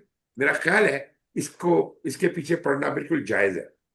इसको हासिल करना एक बहुत बड़ी सक्सेस है, बहुत बड़ी कामयाबी है। तो ये जनाब आपको, जब आप कर लेंगे तो ये सर्टिफिकेट आपको मिलेगा इस तरह का। ओके, यहाँ पे जनाब थोड़ा सा मैं ब्रेक देता हूं। मैं सिर्फ ये थोड़ा माहौल बनाया है कि ये सब क्या है। अब हम स्पेसिफिकली अबाउट दिस सर्टिफिकेशन बात करेंगे, लेकिन पहले तो मैं आपके कुछ क्वेश्चन हो तो वो ले लेता हूँ, और फिर थोड़ी ब्रेक करेंगे। आज सेशन सर थोड़ा अर्ली वाइंड अप कर लीजिएगा, ओके। ओके, ये एक आप घंटे कहते के हैं तो हम अंदर। यहीं पे क्लोज कर लेते हैं, और कल से हम फिर यहाँ से आगे शुरू कर लेंगे। ये वाला जो जो आप क्वेश्चन कह रहे हैं, और ये वाला टॉपिक ऐसे कवर कर लें अगर, तो क्वेश्चन तक एक्चुअली की। ये काफी सारी चीजें हैं इसके अंदर। इसके अंदर पूरा के तरीका कार है और सब कुछ इसमें डिस्कस होगा। फिर एक एक जो उसका जॉब एनालिसिस है वो कैसे होता है, मीटिंग रिक्वायरमेंट्स हैं। फिर जनाब इसका जो ये है ना कंटेंट को मैं एक एक को डिस्कस करूंगा डिटेल में, एक एक कंटेंट को इस्तेमाल करूंगा। तो ये इसमें टाइम लगेगा। ठीक है। ये आज हम खत्म नहीं कर सकते। नहीं ठीक है, हमने इसको खत्म भी नहीं करना आज के आज, लेकिन ये कि जहां तक आप कर समझ लें। हाँ, ये हो क्योंकि सकता है। वीकेंड तो ये वाला कर। हम ऐसा कर लेंगे कि ब्रेक कर लेते हैं और फिर हम आ जाते हैं। आप कब ब्रेक ऑफ करना चाह रहे हैं? मुझे, मेरे पास 7 मतलब 1 घंटा पहले मतलब मेरे पास ओके। 10 बजे तक, आपके 10 बजे तक। हमारे 10 बजे तक ठीक हो गया जी, बिल्कुल। तो हम ऐसे ठीक कर है। लेते हैं कि छोटी सी फिर ब्रेक कर लेते हैं, जी। तो 10-12 मिनट की। और उसके बाद आधा घंटा होगा, उसमें हम जितना आगे जा सके उतना हम चले जाएंगे। ठीक इज है। It okay with you? बिल्कुल ठीक है। ये जनाब, लेट्स हैव अ ब्रेक और सी यू जी आफ्टर सर। 12 मिनट्स।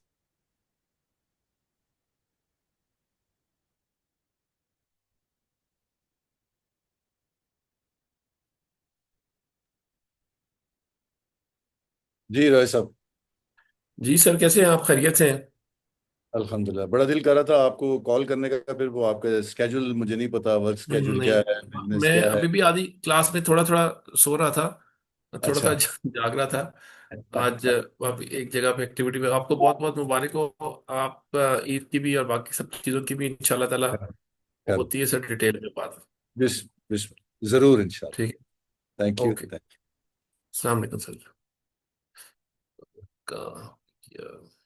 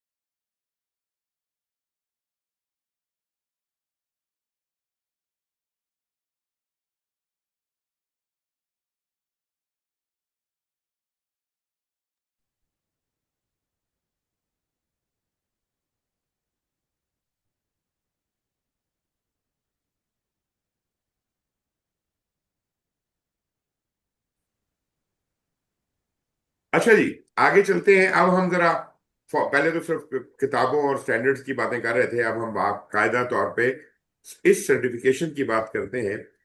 आप जो बातें मैं आपसे करूंगा, आपको बहुत सी टर्मिनोलॉजी आसान नजर आएगी क्योंकि आप उनको पहले डिस्कस कर चुके हैं मेरे साथ पीएमपी के दौरान। मगर ये बात समझ लीजिए कि ये पीएमपी से अगला लेवल है, नेक्स्ट लेवल है ये। सो ये सर्टिफिकेशन जो आया, ये रिकग्नाइज करती है कि ये बंदा वाकई नेक्स्ट लेवल का नॉलेज जानता है, एडवांस एक्सपीरियंस है इसका, इसका स्किल है, परफॉर्मेंस है, और इसका तजर्बा है मल्टीपल रिलेटेड प्रोजेक्ट्स को और उसके रिसोर्सेज को अलाइन करने का। किसके साथ? ऑर्गेनाइजेशनल ऑब्जेक्टिव के साथ। ये बिजनेस एक्वेन में हमने पढ़ा था, हर चीज को ऑर्गेनाइजेशन ऑब्जेक्टिव के साथ अलाइन होना जरूरी है।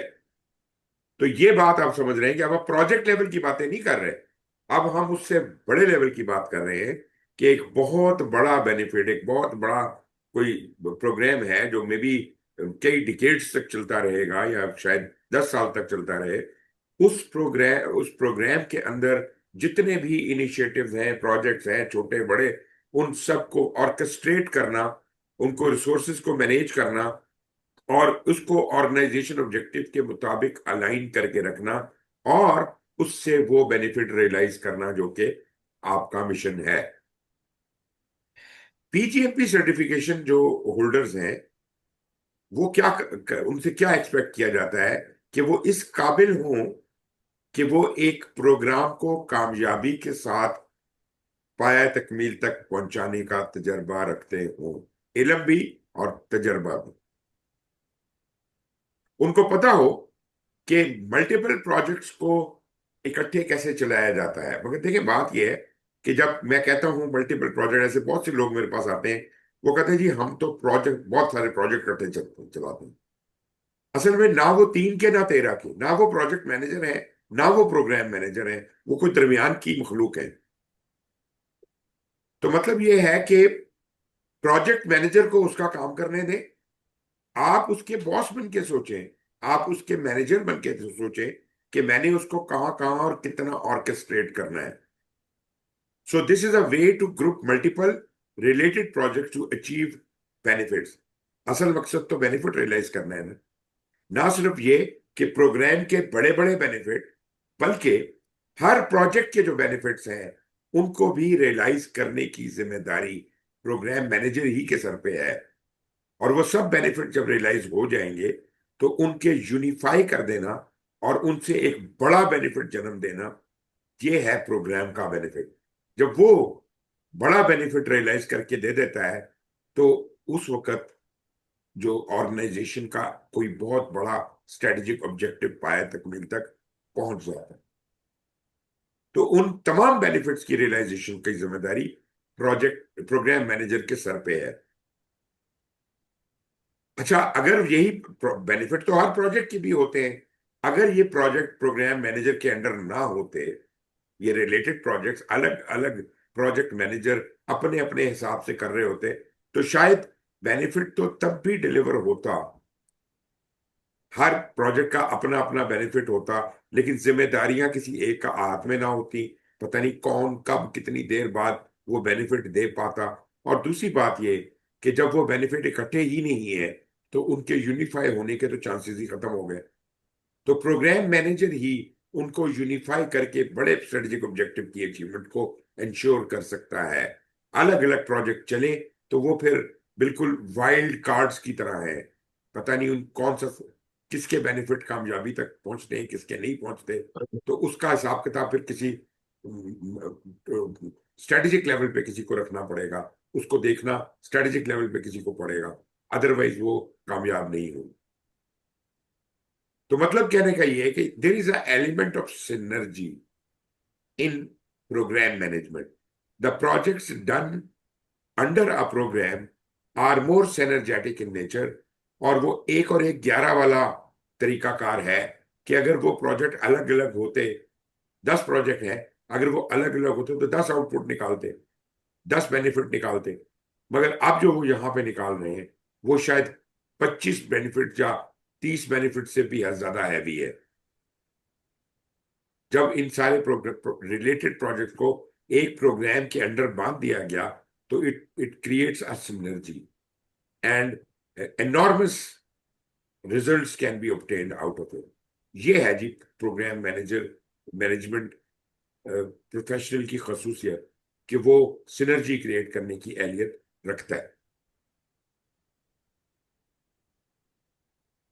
अच्छा जी, अब आपको ये जो सर्टिफिकेशन का एग्जाम है, सिर्फ एग्जाम ही नहीं है, इसके दो पार्ट्स हैं। पहला पार्ट है आपका बकायदा एक बोर्ड बनेगा, वो आपका पैनल रिव्यू करेंगे, हो सकता है आपका इंटरव्यू भी करें, और अगर आप उस पैनल रिव्यू में पास हुए तभी आपको एग्जाम देने की इजाजत दी जाएगी।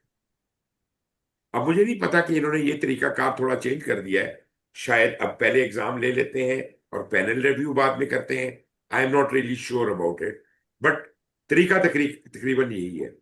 दूसरी बात यह है कि पहले जमाने में जब नया नया आया था तो लोग ज्यादा फेल इसलिए भी होते थे कि बहुत से लोग पैनल रिव्यू में ही रह जाते थे,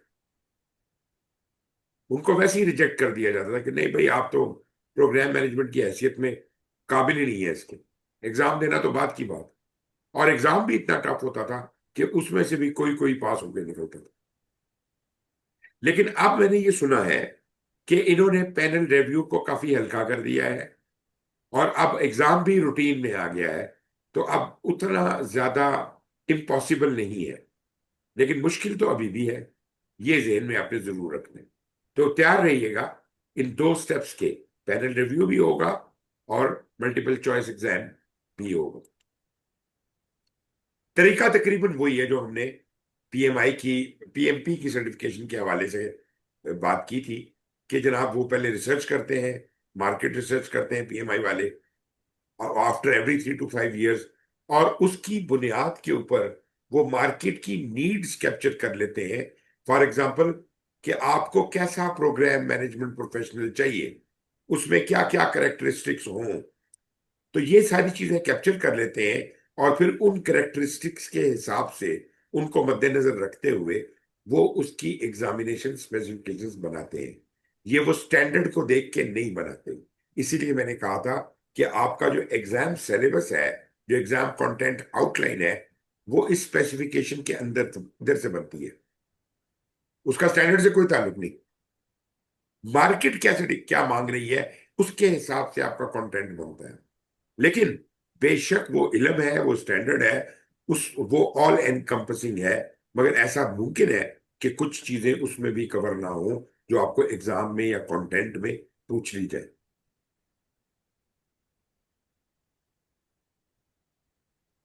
तो ये बात हो गई जी।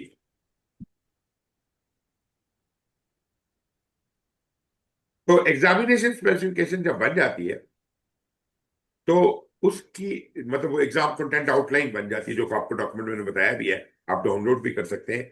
तो आप लेटेस्ट एग्जाम कंटेंट आउटलाइन निकालेंगे तो वो दरअसल एग्जाम की पूरी स्पेसिफिकेशन ही होगी। उसके बाद यही एग्जाम स्पेसिफिकेशन या कंटेंट आउटलाइन जो है वो एक और इंडिपेंडेंट ग्रुप को, जो सब्जेक्ट मैटर एक्सपर्ट्स हैं, उनको दे दिया जाता है कि भाई तुम लोग अब इन इस कंटेंट के मुताबिक एग्जाम क्वेश्चंस लिखो। वो फिर क्वेश्चन लिखते हैं। फिर जनाब जब पहली दफा कोई सर्टिफिकेशन फ्लोट होती है तो उसका पायलट होता है। पायलट का मतलब ये होता है कि ऐसा ना हो जाए ना कि सारी आसान आसान क्वेश्चन हो या सारी बहुत मुश्किल मुश्किल क्वेश्चन हो, तो वो लोग टेस्ट करते हैं कुछ कैंडिडेट्स के ऊपर कि यार ज्यादा मुश्किल तो नहीं था या ज्यादा आसान तो नहीं था। तो फिर वो जो जो अनडिजायरेबल क्वेश्चंस हैं उनको रिमूव कर देते हैं बीच में से, और फिर अप्रोप्रिएट टाइप के क्वेश्चन बीच में आने शुरू हो जाते हैं।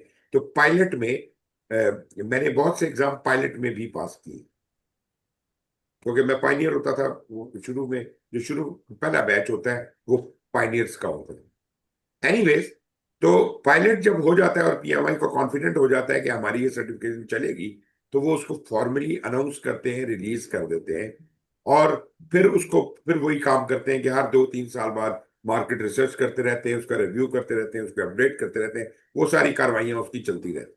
तो ये साइकिल घूमता रहता है जब तक कोई मेजर चेंज नहीं आएगी एग्जाम में, तो दोबारा पायलट नहीं आएगा। अब पीएमपी के एग्जाम जो था उसमें पहली दफा के बाद पायलट नहीं हुआ, लेकिन फिर जब इन्होंने ये 7th एडिशन इंट्रोड्यूस किया, तो उन्होंने कहा जी अब तो बड़ी मेजर चेंज हो गई है, तो अब इसका पायलट रन करने की जरूरत है। तो 7th एडिशन के ऊपर पायलट रन हुआ था। अभी जल्दी कोई एक्सपेक्टेड नहीं है, मेरा ख्याल है अगले 2 4 5 एडिशन तक कोई ऐसी चांस नजर नहीं आता। जब तक कोई मेजर डेवलपमेंट नहीं हो जाती मार्केट में, तब तक पायलट नहीं हो। और प्रोग्राम के हवाले से तो मेरा नहीं ख्याल कि आपको पायलट की बात बनती है। सिलेबस में छोटी मोटी एडजस्टमेंट तब्दीलियां होती रहेंगी, स्टैंडर्ड में भी अपडेशन थोड़ी थोड़ी आती रहेंगी, मगर जो क्रक्स ऑफ द मैटर है वो वही है जो हम पढ़ेंगे। और हम कोशिश यही करेंगे कि हम लेटेस्ट स्टैंडर्ड को फॉलो करें। ये वही तरीकाकार है जो पीएमपी का भी था, एग्जैक्टली वही तरीकाकार है। आप एप्लीकेशन सबमिट करते हैं, 90 दिन के का टाइम होता है। आप जब ओपन करते हैं अपनी एप्लीकेशन ऑनलाइन, तो 90 दिन के अंदर सबमिट करनी होती है। आप 2 दिन में कर दें, 3 दिन में कर दें, मतलब you can save it and you can keep providing that data. आपकी कंप्लीटनेस का रिव्यू एप्लीकेशन का 10 दिन में, 5 से 10 दिन में आ जाता है कि भाई आपकी एप्लीकेशन रिसीव हो गई है, सिंटेक्स एरर कोई नहीं है, ठीक है। लेकिन अब उसका ऑडिट प्रोसेस शुरू होता है। आप देखें, ऑडिट एक अलग चीज है, पैनल रिव्यू एक अलग चीज है। ऑडिट अगर आपको वो कर देते हैं, और ऑडिट का रूल वही है कि at random 10% of application are selected for audit, ताकि वो आपके क्रेडेंशियल्स वगैरह को क्रॉस चेक कर ले। फिर जनाब आपका एप्लीकेशन का पेमेंट का प्रोसेस हो जाता है। पैनल रिव्यू होता है, उसको तकरीबन 4 हफ्ते लगते हैं। बहुत से लोगों का उन्होंने इंटरव्यू या जो भी कुछ करना होता है, वो हो सकता है इंटरव्यू करें, हो सकता है ना भी करें। हो सकता है आपसे कोई टेक्स्ट में चीजें मंगवा लें कि इन सवालों के जवाब दे दें, और फिर उसको ऊपर रिव्यू बैठे और वो फैसला कर दे कि यार ये बंदा फिट है या नहीं फिट है। लेकिन कुछ का शायद इंटरव्यू भी होता होगा। मेरा ख्याल है मेरा इंटरव्यू तो हुआ था। उस जमाने में सबका पैनल रिव्यू होता था और सबका इंटरव्यू भी होता था। आप जरा मामला आप कुछ हल्के कर दिए इन्होंने। फिर जनाब आपका मल्टीपल चॉइस एग्जाम होगा, जिसके लिए आपको 1 साल का एलिजिबिलिटी पीरियड दिया जाएगा, जैसे पीएमपी को दिया जाता है। सर्टिफिकेशन साइकिल आपकी 3 3 साल की होगी, जैसे पीएमपी की होती है। हर 3 साल बाद आपने उसको अपडेट करना होता है। जब आप पास कर लेते हैं एग्जाम, तो आपको अपने नाम के साथ पीजीएमपी लिखना अलाउड हो जाता है। और ये बहुत बड़ा ऑनर है, बहुत बड़ा ऑनर है, छोटी बात नहीं है। लोग पीएमपी पे इतना फूलते हैं, तो पीजीएमपी और पीएफएमपी अगर आपने अपने नाम के साथ लगाया हुआ है, तो वो काफी मतलब प्राइस्ड किस्म की सर्टिफिकेशन हो। फिर ना हर 3 साल बाद आप अपने क्रेडेंशियल को रिन्यू करते हैं। वही तरीकाकार है जैसे पीएमपी का करते हैं। अगर आप ना रिन्यू करें, तो चौथा साल जो होता है आपका, तीसरे के बाद चौथा साल, उसमें आपकी कैंसिल तो नहीं करते, लेकिन सस्पेंड कर देते हैं। आप अपने नाम के साथ पीजीएमपी नहीं लिख सकते। आपको 1 साल का पीरियड दिया जाता है कि सीधे हो जाओ और अपनी सर्टिफिकेशन सीधी कर लो। अगर आप इस 1 साल में ना करें, तो आपकी सर्टिफिकेशन परमानेंटली एक्सपायर हो जाएगी। लेकिन अगर आप इसका अपना हिसाब किताब पूरा कर लें, तो फिर आपको वापस मिल जाएगी सर्टिफिकेशन, और आपका अगला साइकिल शुरू हो जाएगा फ्रॉम द डेट, पिछले साइकिल की खत्म होने की डेट से ऑनवर्ड काउंट किया जाएगा। सस्पेंशन पीरियड के बाद से नहीं होगी। वो क्रेडेंशियल जब आपका पिछला साइकिल खत्म हुआ है, तीसरा साल, उधर से ही शुरू हो गया आपका cycle। तो ये जनाब तरीकाकार था। और रोल टेलिनेशन स्टडी के बारे में मैं ज्यादा बात नहीं करूंगा। ये वही बातें जो हम पहले करते रहे हैं, होती है हर 5 से 7 साल बाद या 3 से 5 साल बाद, जिसके अंदर वो रिवाइज करते हैं। असल में दो दो वजह होती हैं एग्जाम चेंज होने की। एक वजह होती है अगर आपका स्टैंडर्ड बदल जाए, जैसे अभी 5th एडिशन है। जब वो 5th एडिशन आ गया हुआ है, पीएमआई अनाउंस करेगी कि इस तारीख के बाद से एग्जाम 5th एडिशन पे होगा। ठीक है जी। तो ये वो जगह है जहां एग्जाम चेंज हो गया। दूसरी वजह ये हो सकती है कि जो आपने कंटेंट आउटलाइन बनाई है, जो उन्होंने वो जो आउटलाइन बनाई थी, वो बदल गई है। वो तकरीबन हर 5 से 7 साल बाद करते हैं। उसका भी कोई नियर फ्यूचर में चांस नजर तो नहीं आ रहा। उस सूरत में भी एग्जाम चेंज होता है। Anyways, I will skip that and we will move on. अच्छा, तो ये जो इसके भी रोल 30 टेलिनेशन क्वेश्चन है। स्टडी है, वो क्या देखती है? एक पीजीएमपी के कैंडिडेट में वो क्या देखते हैं? अब यहां हम जरा देखते हैं आपका जॉब एनालिसिस एक एक करके। पहली चीज तो इसके है, साथ जो इसके इसके पीडीयूज हैं वो भी जी जी, 30 हैं। इसके वही, हाँ जी, 60 पीडीयूज है, 30 नहीं है, 60 है। अच्छा। हाँ, ये पीएमपी के मतलब जितने ही पीए है, पीबीए के भी 60 होते हैं। बाकी सब चीजों के कम होते हैं, 30-30 होते हैं, आरएमपी के, एसपी के, उसके सीएपीएम के 15 होते हैं सिर्फ। नहीं, मैं ये कह रहा था कि वो पिछली ट्रेनिंग के और इस ट्रेनिंग के मिला के हम अभी अर्ली हाँ, सबमिट करवा दें। एक्चुअली होता ही है कि जब आपने पीएमपी भी किया हुआ और पीजीएमपी भी करें, तो आपके जो जब रिन्यूअल होता है दोनों का इकट्ठा ही हो जाता है। आपको 60-60 अलग अलग नहीं लेने पड़ते, मगर एक ही जगह पर आपके दोनों 60 काउंट हो जाते हैं, दोनों पूरे हो जाते हैं उससे। हर 3 साल बाद आपने 60 करने हैं। मैं पीएफएमपी कर भी है मेरा, तो मेरे तीनों के इकट्ठे काउंट हो जाते हैं। ये सिर्फ इनके लिए अलाउंस है, पीएमपी, पीजीएमपी और पीएफएमपी, कि जिस बंदे ने ये तीनों किए हुए हैं, उसको सिर्फ 60 ही पीडीयू पूरे करने हैं। ठीक है जी। अच्छा जी, अब जरा हम थोड़ा गौर से पढ़ते हैं। कहता है जी कि आप under minimal supervision, program managers are responsible and accountable. Responsible भी है, अकाउंटेबल भी है फॉर कोऑर्डिनेटेड मैनेजमेंट, क्योंकि आप एक प्रोजेक्ट तो चला नहीं रहे, आप तो मल्टीपल प्रोजेक्ट चला रहे हैं, और वो रिलेटेड भी है। ये जरूरी बात है। अगर खाली मल्टीपल प्रोजेक्ट चला रहे होते तो और बात थी, लेकिन ये आपस में रिलेटेड भी है, तो आपको इनको ऑर्केस्ट्रेट भी करना पड़ेगा। आपको बहुत सारा उनका मैनेजमेंट एंड कंट्रोल करना पड़ेगा। और क्यों कर रहे हैं आप? Directed toward strategic business and organizational objective. ये वही बात जो बिजनेस एक्वायरमेंट के हवाले से है, कि ये जो कुछ भी आप कर रहे हैं एज अ प्रोग्राम मैनेजर, दरअसल ऑर्गेनाइजेशन के बड़े भले के लिए कर रहे हैं, बिजनेस वैल्यू के लिए कर रहे हैं, ऑर्गेनाइजेशन ऑब्जेक्टिव के लिए कर रहे हैं। तो आपका अपवर्ड्स कनेक्शन जुड़ा हुआ है, लिंक जुड़ा हुआ है आपका ऊपर से। आप बिला वजह नहीं कर रहे, आप खुद से नहीं कर रहे। तो प्रोजेक्ट मैनेजमेंट का जरा डिफरेंट था, वो सिर्फ एक प्रोजेक्ट को मैनेज करने की बात कर रहा था, ये मल्टीपल रिलेटेड प्रोजेक्ट की बात कर रहा है। तो ये थोड़ा सा फर्क, और कोऑर्डिनेटेड मैनेजमेंट है, वहां कोऑर्डिनेटेड मैनेजमेंट नहीं, वहां जस्ट मैनेजमेंट। तो ये फर्क है जी पीएमपी में और पीजीएमपी के जॉब एनालिसिस में। फिर वो कहते हैं जी प्रोग्राम मैनेजर्स जो है, वो लाजमी बात है, एक बड़ा आदमी है, ज्यादा इल्म वाला आदमी है, वो उसकी क्रेडिबिलिटी होनी चाहिए कि हाँ यार, ये वाकई कुछ है। He should build credibility, establish rapport and maintain communication with stake holder.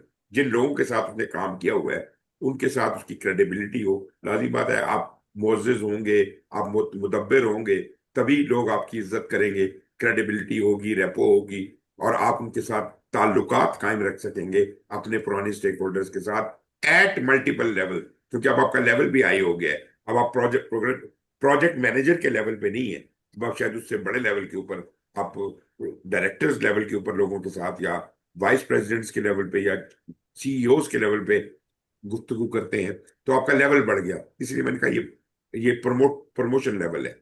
पीजीएमपी जरा हायर लेवल है, including those external to the organization. ठीक है जी।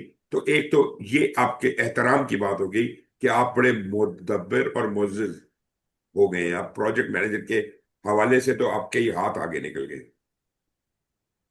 दूसरा जो जॉब एनालिसिस है वो ये है कि program managers define and initiate project. ये बड़ा इंटरेस्टिंग पॉइंट है। जितने प्रोजेक्ट प्रोग्राम मैनेजर के अंडर हैं, उनको प्रोग्राम मैनेजर ही तस्वर करता है, उन प्रोजेक्ट को जन्म भी यही देता है, उनका चार्टर भी यही लिखता है। उनको जब चार्टर दिखता है तो उसका मतलब इनिशिएट भी उन सब प्रोजेक्ट को यही करता है। तो वो उनको डिफाइन भी करता है और उनको इनिशिएट भी करता है, उनको प्रोजेक्ट मैनेजर्स असाइन भी करता है, और फिर वो प्रोजेक्ट मैनेजर, ये उनका स्पॉन्सर बन गया ना। वो अपनी सारी चीजों की, कॉस्ट की, स्केड्यूल की, परफॉर्मेंस की, और रिपोर्टें जो करते हैं वो इसी को करते हैं। ये माई बाप है उनका, ये उनका बॉस।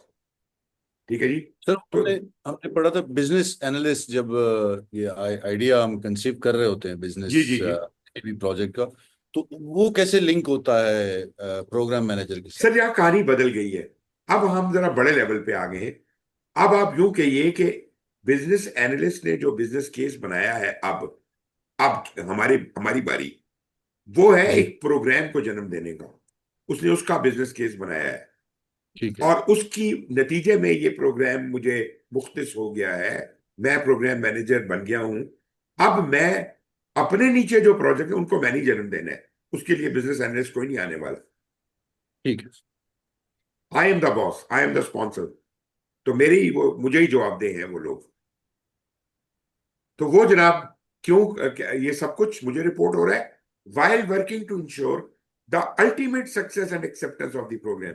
अब प्रोग्राम तो बहुत बड़ा है, नहीं तो हाथी है, ये तो एक पूरी ट्रेन है जो चली जा रही है। वो तो स्कूटर था, प्रोजेक्ट तो एक स्कूटर या कार थी, ये तो पूरी ट्रेन है, इसका तो मोमेंटम है, इसको रोकते रोकते भी महीना लगेगा। तो लेकिन सर इसमें जी जी एक चीज तो हमने, सॉरी फॉर इंटरप्शन, एक चीज तो ये भी देखी थी ना कि आ, कुछ प्रोजेक्ट्स जो ऑटोनमस होते हैं जी जी। वो अंडर किसी प्रोग्राम के अंडर नहीं आते, तो वहां हाँ, तो वो बिजनेस अलग है, एनालिस्ट किया हुआ है। वो ठीक है। प्रोग्राम के अंदर नहीं आ रहे, उनका प्रोग्राम और से कोई ताल्लुक नहीं। प्रोग्राम के ऊपर भी जो है वो बिजनेस एनालिस्ट का एक हाँ, कोई डिफरेंट एडवांस वर्जन, मतलब कोई डिफरेंट टाइटल होगा वो बना के प्रोग्राम नहीं नहीं, मैनेजर को बिजनेस वो एनालिस्ट ही कहलाता है। वो जरा business analyst. Senior business analyst हो जाता है ना, जो प्रोग्राम ओके। की फिजिबिलिटी बनाता है, और उससे भी सीनियर राइट। होगा तो पोर्टफोलियोज की बनाएगा। इस तरह देखिए ना, उधर भी तो प्रमोशन होनी है कि नहीं होनी? बिजनेस एनालिस्ट में तो ऊपर की तरफ जाना है ना। तो उनके अपने लेकिन टीयर्स हैं, आपके अपने टीयर्स हैं।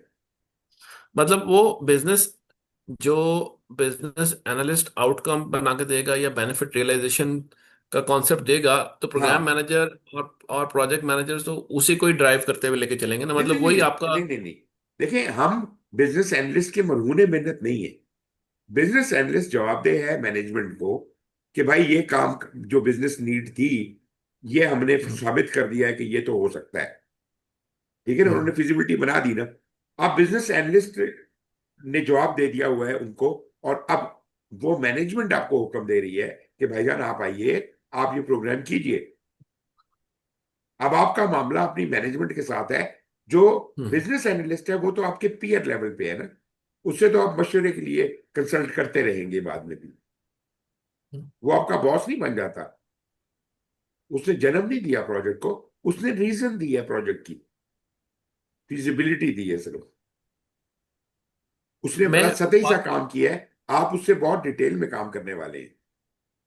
हाँ मतलब, लेकिन ये है कि उसने एक एक मैं वो वर्ड अगर विजन यूज कर लूं कि हाँ उसने एक बता दिया कि हाँ इसकी बेनिफिट रियलाइजेशन या ऐसे हो, मतलब वो एक एक मतलब उसने वो उसका अंदाजा है, मैं उसको उसका विजन अंदाजा नहीं है। कहूंगा। ये वो ठीक है। उसका एक अंदाजा है, और सतही सा अंदाजा है, क्योंकि वो उतने डेप्थ में तो नहीं गया ना जितने में प्रोग्राम मैनेजर ने जाके पूरा ऑपरेशन कर करेगा। देना है। तो आप ये कहेंगे कि समझ गया। हाँ मुझे एक आइडिया तुमने दे दिया था, अब मैं जरा कप चढ़ा के इसके अंदर घुसने लगा हूं, और मैं फिर राइट। बताऊंगा कि करना कैसे है। ठीक है। तो program manager is the big boss पूरे प्रोग्राम का। तो जनाब, while working to ensure the ultimate success and acceptance of the program, तो एक्सेप्टेंस होनी चाहिए उस प्रोग्राम की इन लॉन्ग रन। और ये नहीं है कि प्रोजेक्ट बन गया तो डिलीवर कर दिया तो तालियां, वो कहानी यानी खत्म हो रही। प्रोग्राम की एक्सेप्टेंस जरा ये हैवी ड्यूटी चीज है, ठीक है ना। सिर्फ इसकी एक्सेप्टेंस के होने के प्रोसेस को, इसके बेनिफिट के रियलाइज होने के बाद, इसकी एक्सेप्टेंस के प्रोसेस को शायद पूरा महीने, 2 महीने, 3 महीने या 6 महीने लग जाए। इस मोटर को रोकने के लिए भी आपको कुछ टाइम लगेगा। ये बड़ा मोमेंटम है इसका, बहुत बड़ी चीज आप हैंडल करें। फिर प्रोग्राम मैनेजर जो है वो मेंटेन करता है continuous alignment of program scope. अब देखें ना, एक तो प्रोजेक्ट का स्कोप होता था, अब आपका बड़ा विजन है, आपका विजन है मेरे भाई, प्रोग्राम का विजन है। प्रोग्राम का अपना एक विजन है और अपना एक स्कोप है, और वो किसके साथ अलाइंड है? स्ट्रेटेजिक बिजनेस ऑब्जेक्टिव्स के साथ। तो आपने अपना टैंका टांका ऊपर की स्ट्रेटेजी के साथ जोड़ा हुआ है, आप उसके साथ होक है। आप बिजनेस एनालिस्ट के साथ कोई होक नहीं है। बिजनेस एनालिस्ट भी जब बना रहा था इसका बिजनेस केस, तो वो उसी के साथ होक था। अब उसने वो हुक आपके हाथ में पकड़ा दी है, अब आप जिम्मेदार हैं उस हुक के। आपने मेंटेन करनी है कि आपके जो प्रोग्राम का स्कोप है वो वाकई बिजनेस ऑब्जेक्टिव्स के मुताबिक चल रहा है या नहीं चल रहा। और अगर नहीं चल रहा तो आप as a program manager you can make recommendation. ये वही बात है कि हमने ये कहा था कि अब बिजनेस केस आपकी जिम्मेदारी बन गया। अगर प्रोग्राम के चलने के दौरान कहीं भी आपको ये फील हो कि वो जो फिजिबिलिटी बनाई गई थी वो अ, सूदमंद नहीं है, तो आप इसमें अमेंडमेंट कर सकते हैं और दोबारा मैनेजमेंट को बता सकते हैं कि सर ये तो फिजिबिलिटी अब अप्रोप्रिएट नहीं रही, लेकिन इसको ऐसे कर लेते हैं या प्रोग्राम को बंद कर देते हैं। अच्छा, अब ये जो बात है ना कि प्रोग्राम को बंद कर देते हैं, ये जरा मुश्किल बात है। प्रोग्राम का वॉल्यूम इतना बड़ा है कि उसको अचानक से आप नहीं कह सकते बंद कर दो। प्रोग्राम को किसी समहाउ हम कोशिश यही करते हैं कि धक्का दे के चलाते ही रहे। जैसे पोलियो का प्रोजेक्ट था, 10 साल गुजर गए, उसने मकसद अचीव नहीं किया, उन्होंने कहा और 10 साल दे दो इसको। मतलब प्रोग्राम एक ऐसी चीज है जिसकी ट्रेन को रोका नहीं जा सकता आसानी के साथ। हाँ, अगर बिल्कुल ही वो counterproductive to the organization हो गया है तो शायद आप उसे बंद करने की बात करें। अदरवाइज हम उसके लिए काफी गुंजाइश पैदा करते हैं कि चलो यार और मौका दे दो और मौका दे दो, क्योंकि इसका फायदा बहुत बड़े वाला होता है। अगर वो रियलाइज हो गया तो बहुत ही बड़ा फायदा होता है। ठीक है जी। तो फिर आप मेक रिकमेंडेशंस करते हैं कि प्रोग्राम को मॉडिफाई कर दिया जाए टू एनहांस इट्स इफेक्टिवनेस, इसको और ज्यादा सूदमंद बनाने के लिए toward the business result of strategic intent. तो मतलब ये है कि मैं, चूंकि लंबी लंबी रेस का घोड़ा है ये, तो मुझे मुसलसल उसका घोड़े की ओरिएंटेशन स्ट्रेटेजी के साथ मिलाते रहना पड़ेगा। एज अ प्रोग्राम मैनेजर मेरी ये बहुत बड़ी जिम्मेदारी बनती है। अगर मैं उस घोड़े को सही टारगेट की तरफ अलाइन रखता हूं तो मेरा प्रोग्राम पूरी मुद्दत आराम तसल्ली से चलता रहेगा। तब्दीलियां आती रहेंगी लेकिन वो चलता रहेगा। प्रोजेक्ट की तरह नहीं है कि अभी बंद कर दो जी, फीजिबल नहीं रहा। यहाँ फीजिबल नहीं भी रहता तो फिर भी हम उसकी कोई रीजन बनाते हैं, कोई जस्टिफिकेशन बनाते हैं और उसको चलाते हैं ताकि वो जो इसके स्ट्रेटेजिक ऑब्जेक्टिव हैं वो अल्टीमेटली अचीव हो सके। प्रोग्राम मैनेजर जिम्मेदार है determining and coordinating the sharing of resources. अब अपने प्रोग्राम के अंदर जितने भी डिफरेंट प्रोजेक्ट्स और इनिशिएटिव्स चल रहे हैं उनको किसको कब कहाँ क्या देना है, कौन सा रिसोर्स किसको मिलेगा, उसकी प्रायोरिटाइजेशन करना। वैसे तो आपको याद होगा कि मैंने कहा था ये पोर्टफोलियो का काम होता है कि वो पूरी ऑर्गेनाइजेशन के सारे प्रोजेक्ट्स के लिए प्रायोरिटाइजेशन करे कि किसको पैसे देने किसको नहीं देने, किसको रिसोर्सेज देने किसको नहीं देने। लेकिन प्रोग्राम मैनेजर अपने अपने प्रोजेक्ट का खुद जिम्मेदार है। उसको सिर्फ प्रोग्राम का बजट मिलता है, वो प्रोग्राम के बजट को कैसे डिस्ट्रीब्यूट करता है अपने प्रोजेक्ट के दौरान, वो बिल्कुल पोर्टफोलियो की तरह ही बिहेव करता है, determining and coordinating the sharing of resources among the constituent projects to the overall benefit of the program. और मकसद क्या है इसका एक ही मकसद ये आता है कि क्या ये चीज जो मैं कर रहा हूं, जो फैसला कर रहा हूं, क्या ये प्रोग्राम के अल्टीमेटली फायदे में जाएगा। अगर जाएगा तो कर लो, यही फार्मूला है। तो प्रोग्राम मैनेजर के पास बहुत बड़ी अथॉरिटी है। ये प्रोजेक्ट मैनेजर की तरह कोई बहुत छोटी सी चीज नहीं है, ये उसे कई गुना बड़ा रोल है। अच्छा जी, मैं अगर कहें तो ये कितने हैं, वे आखिरी है, मैं कहा ये कर लेते हैं थर्ड वाला। तीसरा जो जॉब रोल है प्रोग्राम मैनेजर का वो है possess the knowledge and skills needed to be effective. आप उसको अपना इल्म भी तो बढ़ाते रहना है ना भाई, बड़ी तेजी के साथ रोजाना की बेसिस के ऊपर तब्दीलियां आ रही है, नया इल्म आ रहा है। तो इसको एक तो नया नॉलेज गेन करते रहना है, नया इल्म गेन करते रहना है, नया स्किल गेन करते रहना है, ताकि वो और ज्यादा इफेक्टिवली अपने प्रोजेक्ट्स को, अपने बिजनेस को और अपनी गवर्नमेंट एनवायरनमेंट को समझ सके। तभी तो मैनेज कर पाएगा, तभी तो वो ही will be capable to make decisions that accomplish the strategic objective. बड़ी जिम्मेदारी है तो वही स्ट्रेटेजिक ऑब्जेक्टिव, बड़ा बड़े वाले स्ट्रेटेजिक ऑब्जेक्टिव है, भारी वाले स्ट्रेटेजिक ऑब्जेक्टिव है। और इनके साथ अलाइनमेंट रखने के लिए वो काफी आपको चीजों को सीधा रखना पड़ता है, सब चीजों को मिला जुला के लेके चलना पड़ता है, सबको साथ लेके चलना पड़ता है। मगर मकसद वही है, स्ट्रेटेजिक ऑब्जेक्टिव के साथ अलाइन रहना। इसके अलावा program manager should have advanced skills. अब ये वो स्किल्स हैं जो शायद प्रोजेक्ट मैनेजर के ख्वाबो ख्याल में भी ना हो। उसको कॉस्ट मैनेजमेंट का नॉलेज आना चाहिए, इसको फाइनेंस का नॉलेज आना चाहिए, क्योंकि ये फाइनेंस कर रहे हैं ना अपने सारे प्रोजेक्ट को। फंडिंग तो ये दे रहा है, ऑर्गेनाइज भी यही करके दे रहा है। तो प्रोग्राम मैनेजर की तो फाइनेंस की जिम्मेदारी आ गई।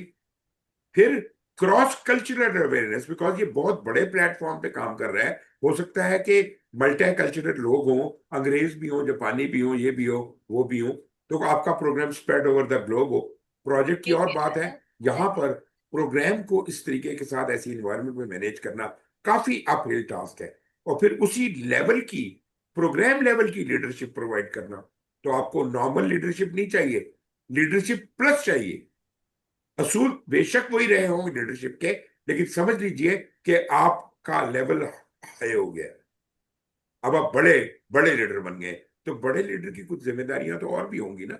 वो प्रोजेक्ट मैनेजर की जितनी लीडरशिप तो नहीं आती होगी उसको, उसका तो और ज्यादा आला मकाम होगा। कम्युनिकेशन भी बेशक वही है, सब कुछ उसी तरह से है, लेकिन अब ज्यादा बड़ी जिम्मेदारियां आ गई कम्युनिकेशन के हवाले से। फिर आपको ना सिर्फ ये कि अपने स्टाफ को इन्फ्लुएंस करना है, बल्कि अपने सारे प्रोग्राम कंपोनेंट्स को भी इन्फ्लुएंस करना है, तमाम स्टेक होल्डर को। देखिए, stakeholder management project manager की बड़ी मुख्तसर सी है। वो होंगे यार 200 स्टेक होल्डर होंगे। अब यहाँ पे इसके पास 6 प्रोजेक्ट हैं प्रोग्राम मैनेजर के पास, हर प्रोजेक्ट के 200-200 अगर हो, तो ये कोई 1200 स्टेक होल्डर तो ये बन गया।